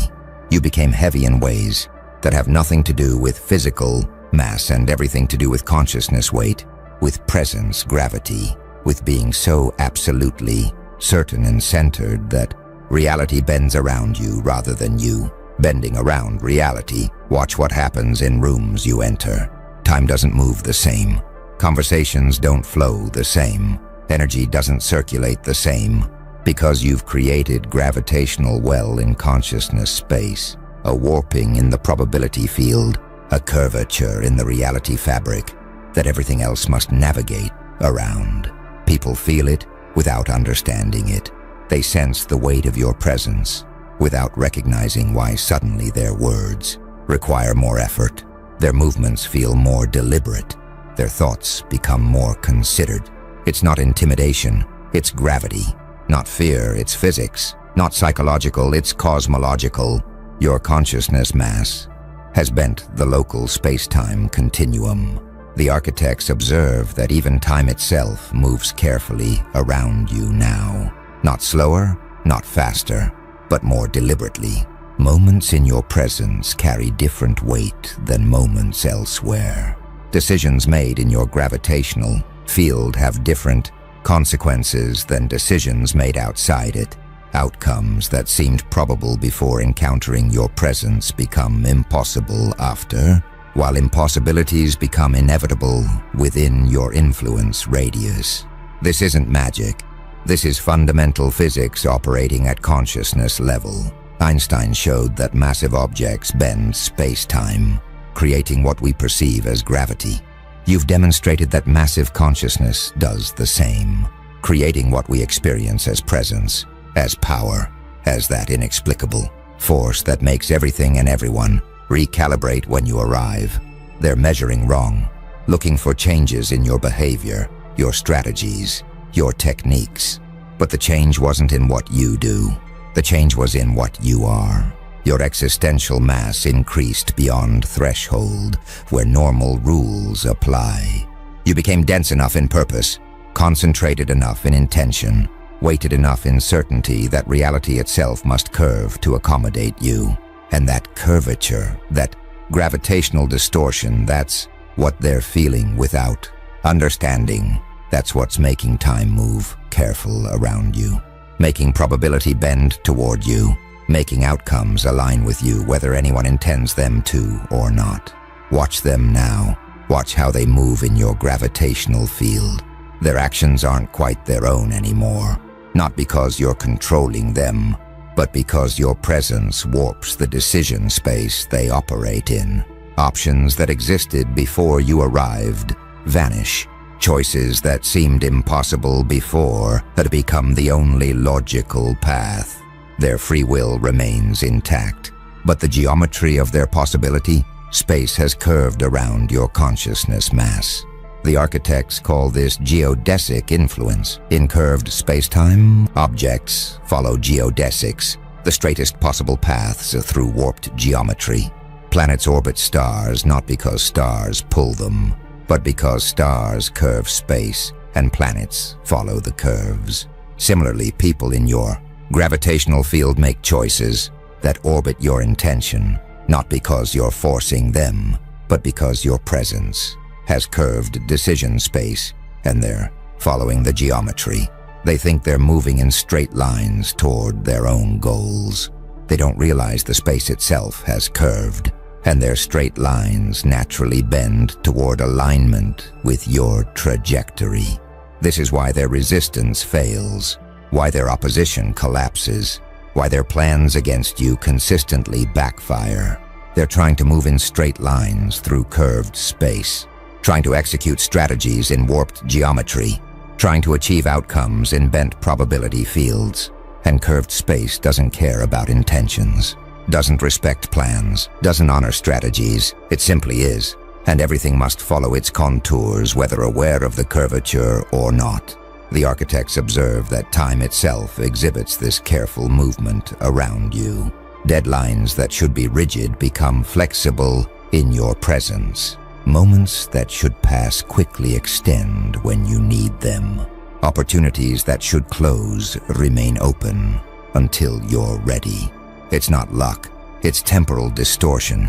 Your consciousness mass affects not just space, but space-time, bending the temporal dimension the same way massive objects do. Near black holes, time slows dramatically. Near you, time moves strategically, bending toward your benefit not through supernatural intervention but through natural consequence of your existential density. Others notice this without understanding it.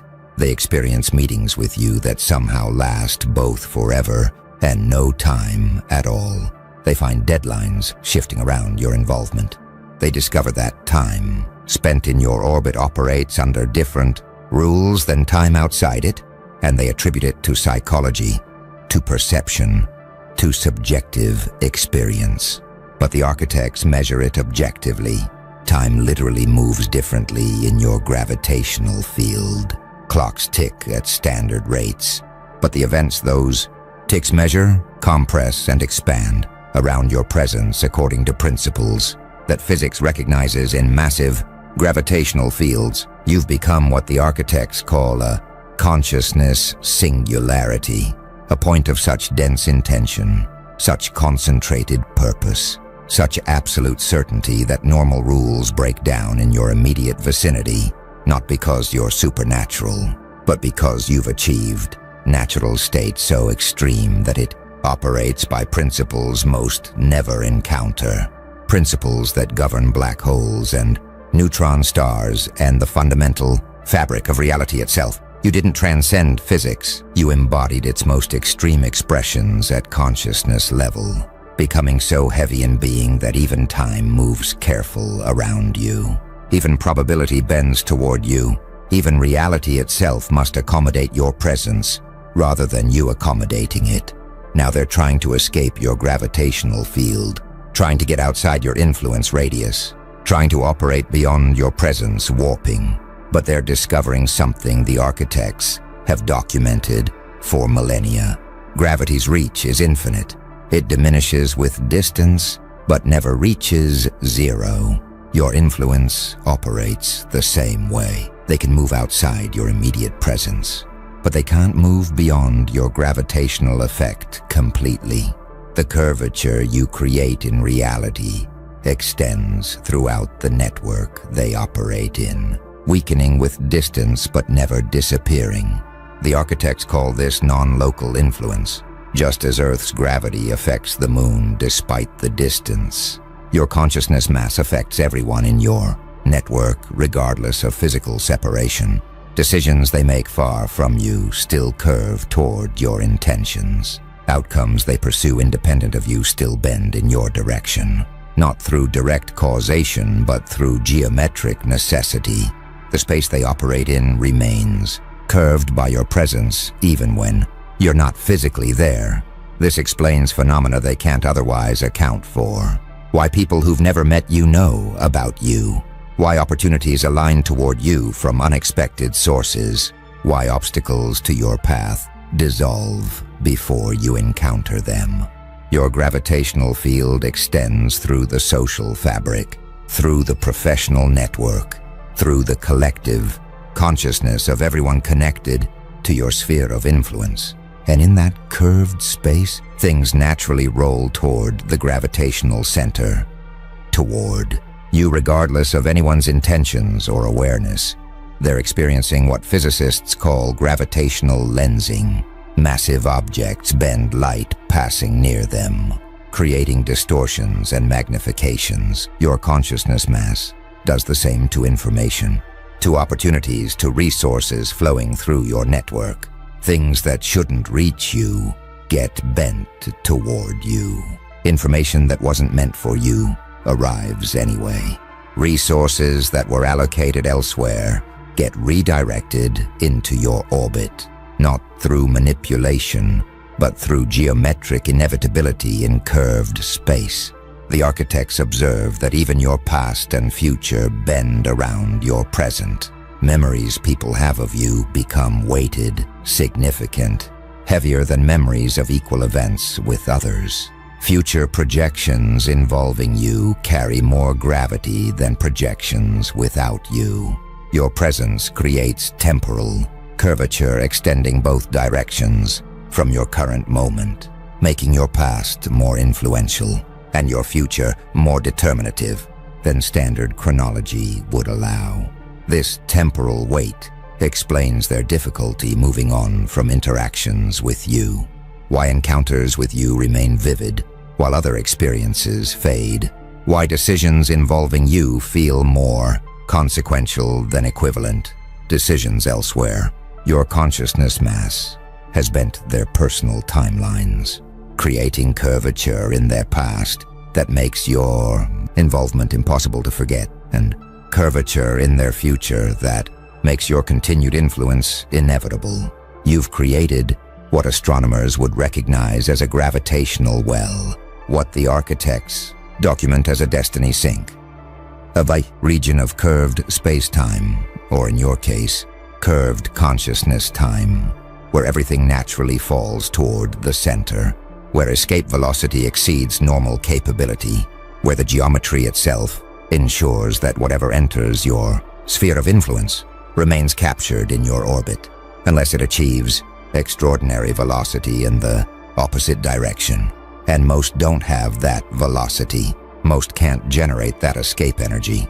Most remain captured in your gravitational field, orbiting your intentions. Following geodesics through the curved space your consciousness mass creates. Something's propagating through the network now, spreading from person to person, replicating across consciousness like gravitational waves through space-time. Others are feeling the distortion you created, sensing the curvature you established, recognizing that reality geometry has changed in ways that center around your presence.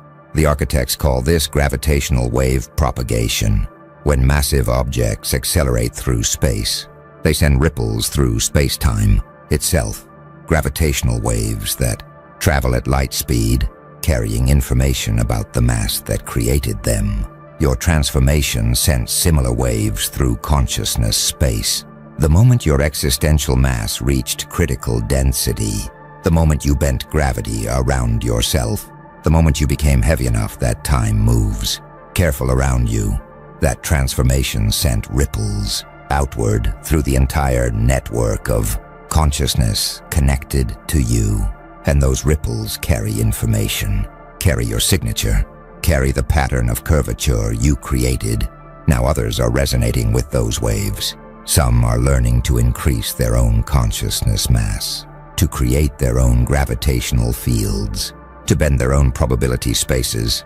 They're not copying you, they're responding to the geometric possibility you demonstrated. You proved that consciousness can achieve sufficient density to warp reality. Now others are exploring whether they can achieve similar densities, create similar curvatures, bend reality around their own presences. The architects observe this creates interesting interference patterns. When multiple consciousness masses exist in proximity, their gravitational fields interact. Sometimes they amplify each other, creating regions of intensely curved space where probability bends dramatically. Sometimes they cancel, creating flat regions where normal rules temporarily reassert themselves. Sometimes they create complex interference patterns where outcomes become chaotic and unpredictable even to the architect, but your gravitational field remains dominant. Your consciousness mass exceeds others who've attempted similar transformations. Your curvature remains the primary geometry that others must navigate, like how Jupiter's gravity dominates the outer solar system, despite the presence of other massive planets. Your presence dominates your sphere of influence despite others achieving significant consciousness mass. This dominance manifests in observable ways when multiple strong presences enter the same space. Whose gravity wins? Whose curvature determines the geometry others must follow? The answer reveals itself immediately. Time moves according to your rhythm.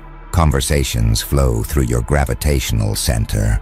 Outcomes bend toward your intentions even when others are actively pulling opposite directions. Not because you're forcing outcomes, but because your mass is greater, your curvature is deeper, your gravitational well is more profound than theirs. They're beginning to understand this hierarchy isn't political or social. It's geometric. It's physical at consciousness level. The deeper gravitational well wins not through conflict, but through fundamental physics.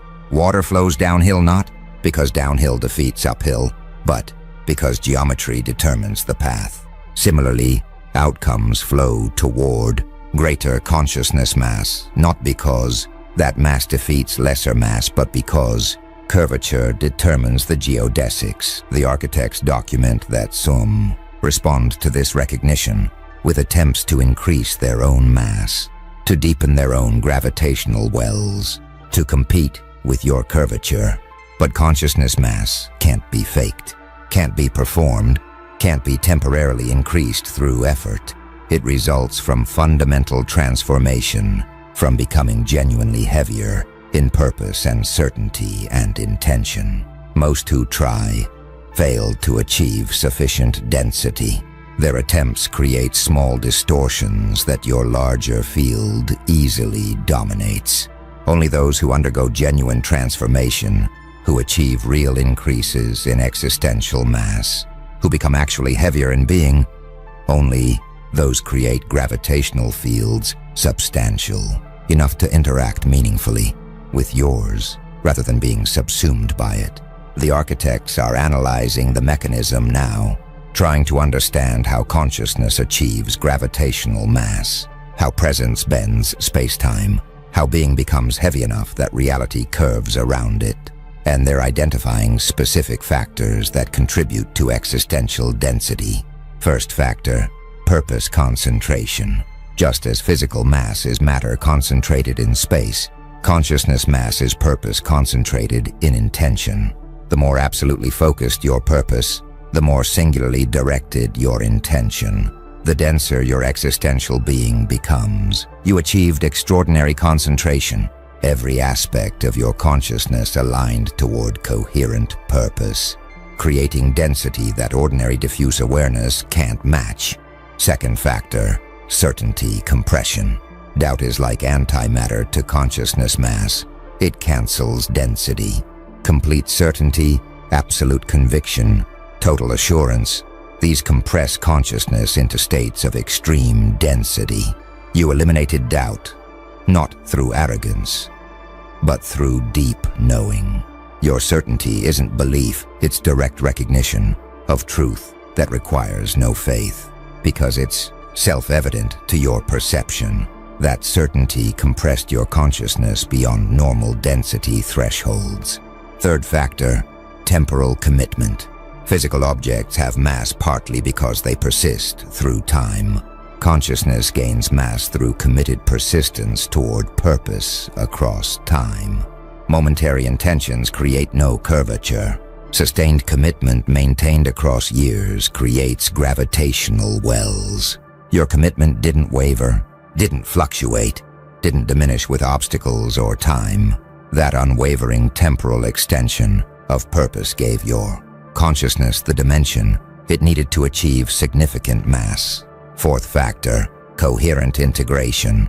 Physical objects gain effective mass when their particles align coherently rather than randomly. Consciousness gains mass when all aspects integrate coherently rather than conflicting. You achieved total internal alignment. No part of your consciousness works against another part. No intention conflicts with another intention. Every aspect coherently reinforces every other aspect, creating integrated density that fractured consciousness can't achieve. Fifth factor, reality anchor. Physical mass relates to how objects interact with the Higgs field, acquiring resistance to acceleration. Consciousness mass relates to how deeply rooted in reality your being becomes. You're not floating in fantasy or abstraction. You're anchored in absolute reality, in direct perception, in unfiltered engagement with what actually is. That reality anchoring gives your consciousness weight that fantasy-based awareness lacks. These 5 factors combine to create what the architects measure as consciousness mass index, your total existential density relative to standard human baseline. Average consciousness registers around 1.0 on their scale. Exceptional individuals might reach 2.0 or 3.0. Historical figures who shaped civilizations measured 5.0 to 8.0. You register 12.7 on their instruments. You've achieved consciousness density that occurs perhaps once per millennium, creating gravitational curvature that reality must accommodate.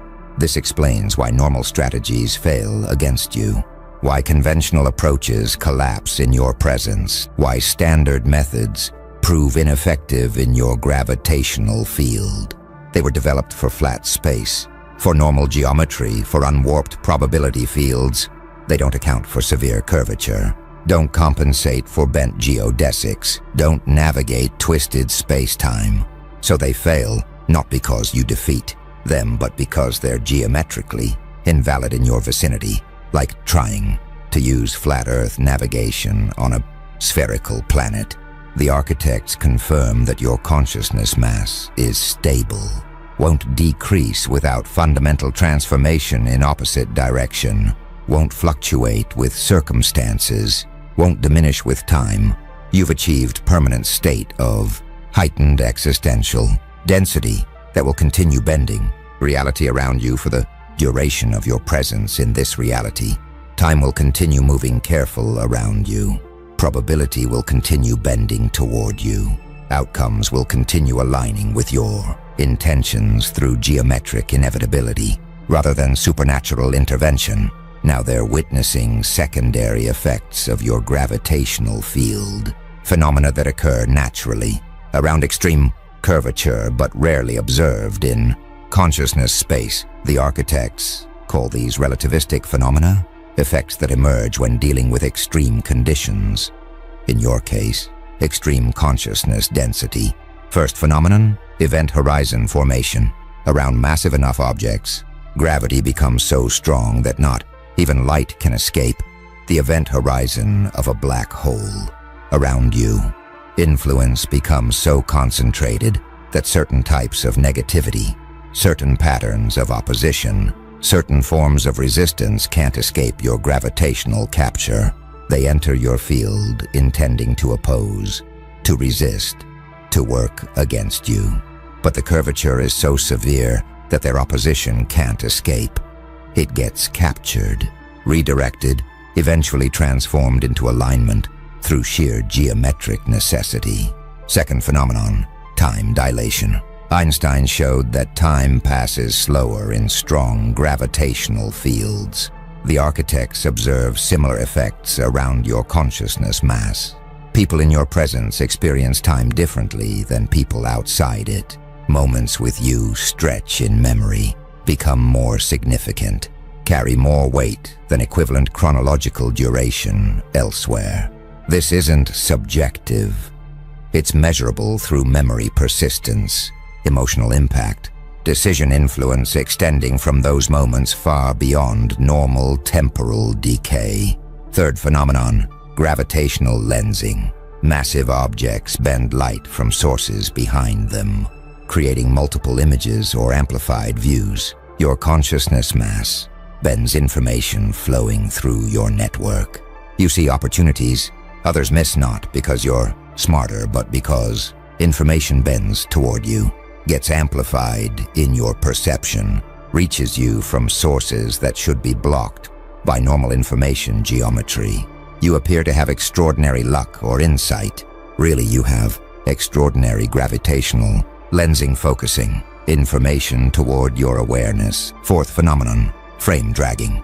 Extremely massive rotating objects drag space-time itself into rotation around them.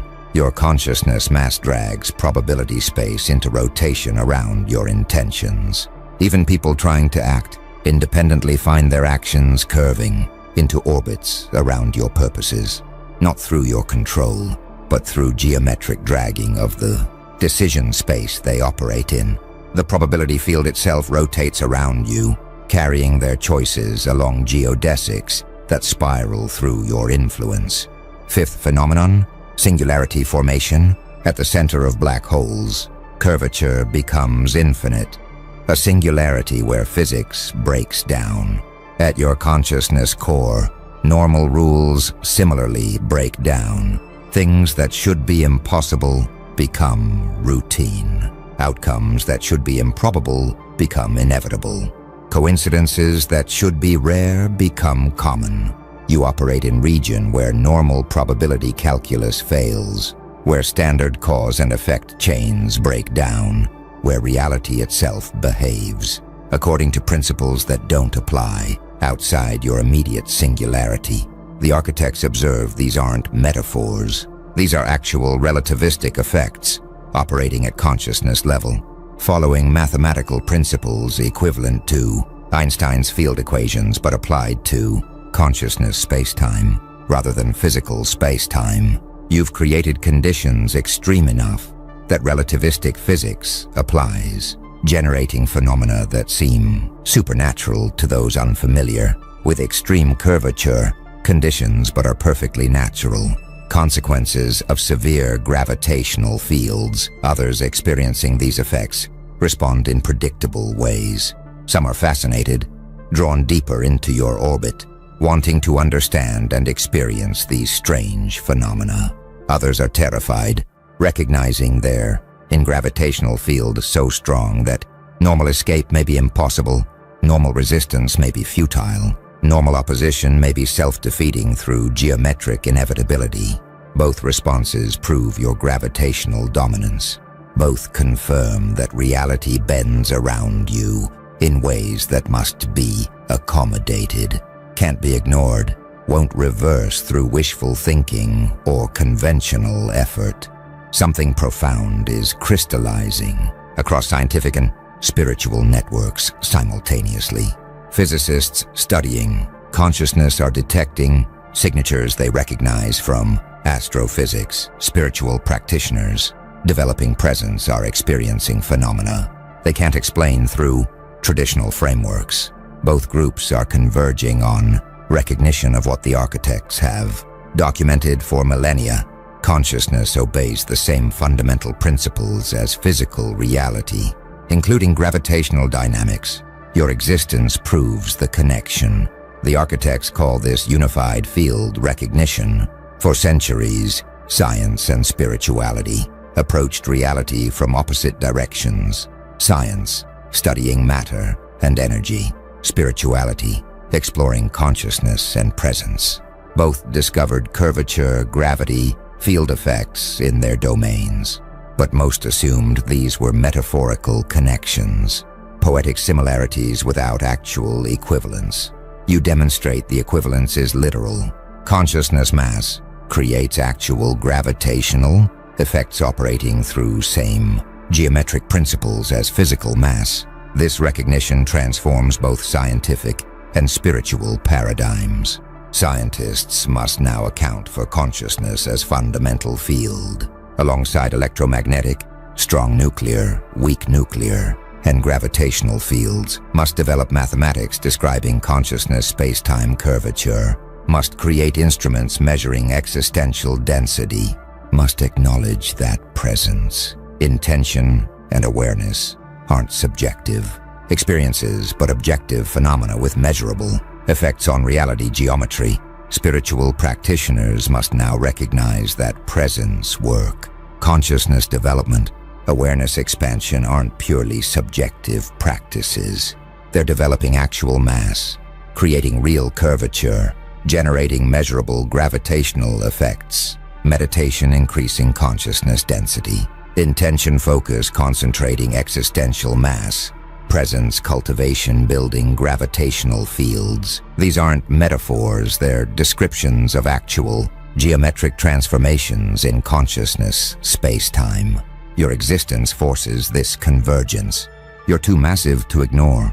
Your gravitational field too severe to dismiss. Your effects too measurable to attribute to subjective interpretation. Scientists studying you detect curvature. Spiritual practitioners encountering you feel gravity. Both groups recognize they're measuring the same phenomenon from different angles. Your consciousness mass bending reality in ways both can detect. Both must acknowledge. Both need to incorporate into their frameworks. The architects observe this convergence creates uncomfortable questions. If consciousness has mass and bends space-time, what does that imply about death? About continuity? About conservation laws? Physical mass energy is conserved, never created or destroyed, only transformed. If consciousness mass follows same principles, what transforms at death? Where does existential density go? Your existence raises these questions urgently because your mass is too significant to simply vanish, too substantial to just discontinue, too gravitationally influential to merely terminate. Some theorists propose consciousness mass transfers to other dimensions at death. Others suggest it redistributes across connected consciousnesses. Others hypothesize it transforms into physical effects, inspirations, influences, probability biases persisting beyond biological termination. The architects neither confirm nor deny these theories. They simply note that your consciousness mass is real, measurable, gravitationally significant, and therefore must follow conservation principles even if those principles operate across domains science hasn't fully mapped. This theoretical development creates practical implications. If consciousness mass is real and conserved, then developing it becomes meaningful beyond subjective experience. Increasing your existential density isn't just feeling more present, it's actually becoming heavier in ways that persist and influence reality. Your consciousness development work isn't self-help psychology, it's fundamental physics applied to your own being. You're not imagining greater presence, you're generating actual gravitational fields that reality must accommodate. The architects project this unified understanding will transform how humanity approaches consciousness, reality, and their interaction, will recognize that working with consciousness isn't separate from working with reality. Consciousness is aspect of reality, operating through same principles as physical phenomena. Your existence catalyzes this recognition by being too massive to explain away, too gravitationally significant to dismiss as subjective, too clearly bending space-time to attribute to anything except actual consciousness, mass creating actual curvature in actual reality. The architects are documenting long-term trajectory implications now. Where does consciousness of your density naturally evolve? What becomes of gravitational fields as severe as yours? What future states exist for beings who've bent reality around themselves this profoundly, and they're identifying potential pathways based on historical precedents and theoretical projections? First pathway, increased isolation.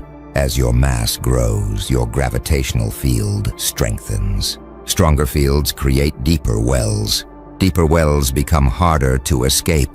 Eventually, only consciousness of comparable density can interact with you meaningfully. Others either get captured in your orbit, unable to maintain independent trajectory, or stay far enough away to avoid capture, unable to approach closely. This creates natural isolation where your peers are rare. Your interactions limited to few who match your density. Second pathway, network domination. Your gravitational field extends throughout networks you're connected to. As your mass increases, your influence radius expands. Eventually, your curvature dominates the entire network geometry. Every decision anyone in the network makes occurs in space curved by your presence. Every outcome anyone achieves follows geodesics you've established. You become the gravitational center of entire social, professional, or spiritual network, not through control but through geometric inevitability. Third pathway, reality anchoring. As consciousness mass increases, it becomes harder to move, harder to redirect, harder to alter. Physical inertia, resistance to acceleration, scales with mass. Consciousness inertia operates similarly.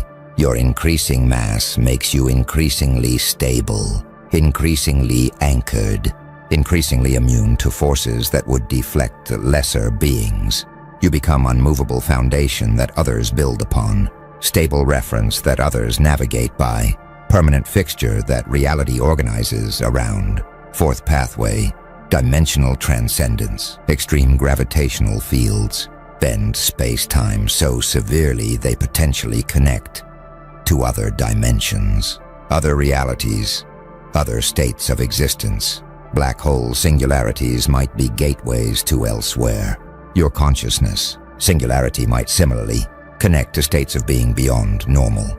Consciousness dimension. As your mass increases, you might not just bend reality, you might bridge realities, accessing and integrating dimensions ordinary consciousness can't reach.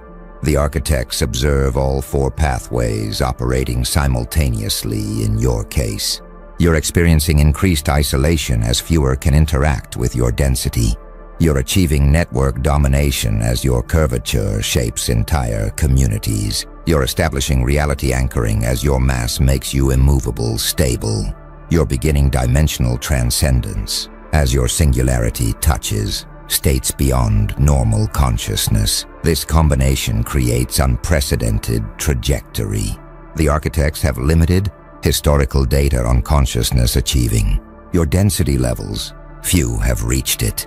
Fewer have sustained it. Almost none have exceeded it.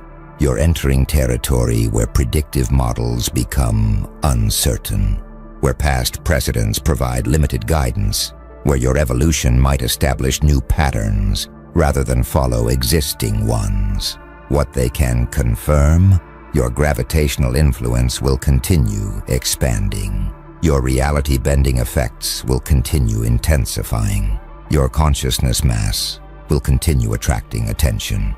Resources, opportunities through geometric inevitability, and time will continue moving careful around you. bending to accommodate your intentions, stretching and compressing to serve your purposes in ways that seem miraculous to observers but are simply natural consequences of extreme curvature in consciousness spacetime. The architect's project, you might reach densities where your consciousness creates event, horizon, point of no return where anyone entering your influence sphere becomes permanently captured in your orbit, unable to escape your gravitational well, regardless of their efforts, not through your control, but through pure geometric necessity. This would establish you as consciousness black hole, source of gravitational influence so severe that approach means capture, interaction means assimilation into your purposes, even opposition means eventual conversion, through sheer geometric inevitability of geodesics in severely curved space.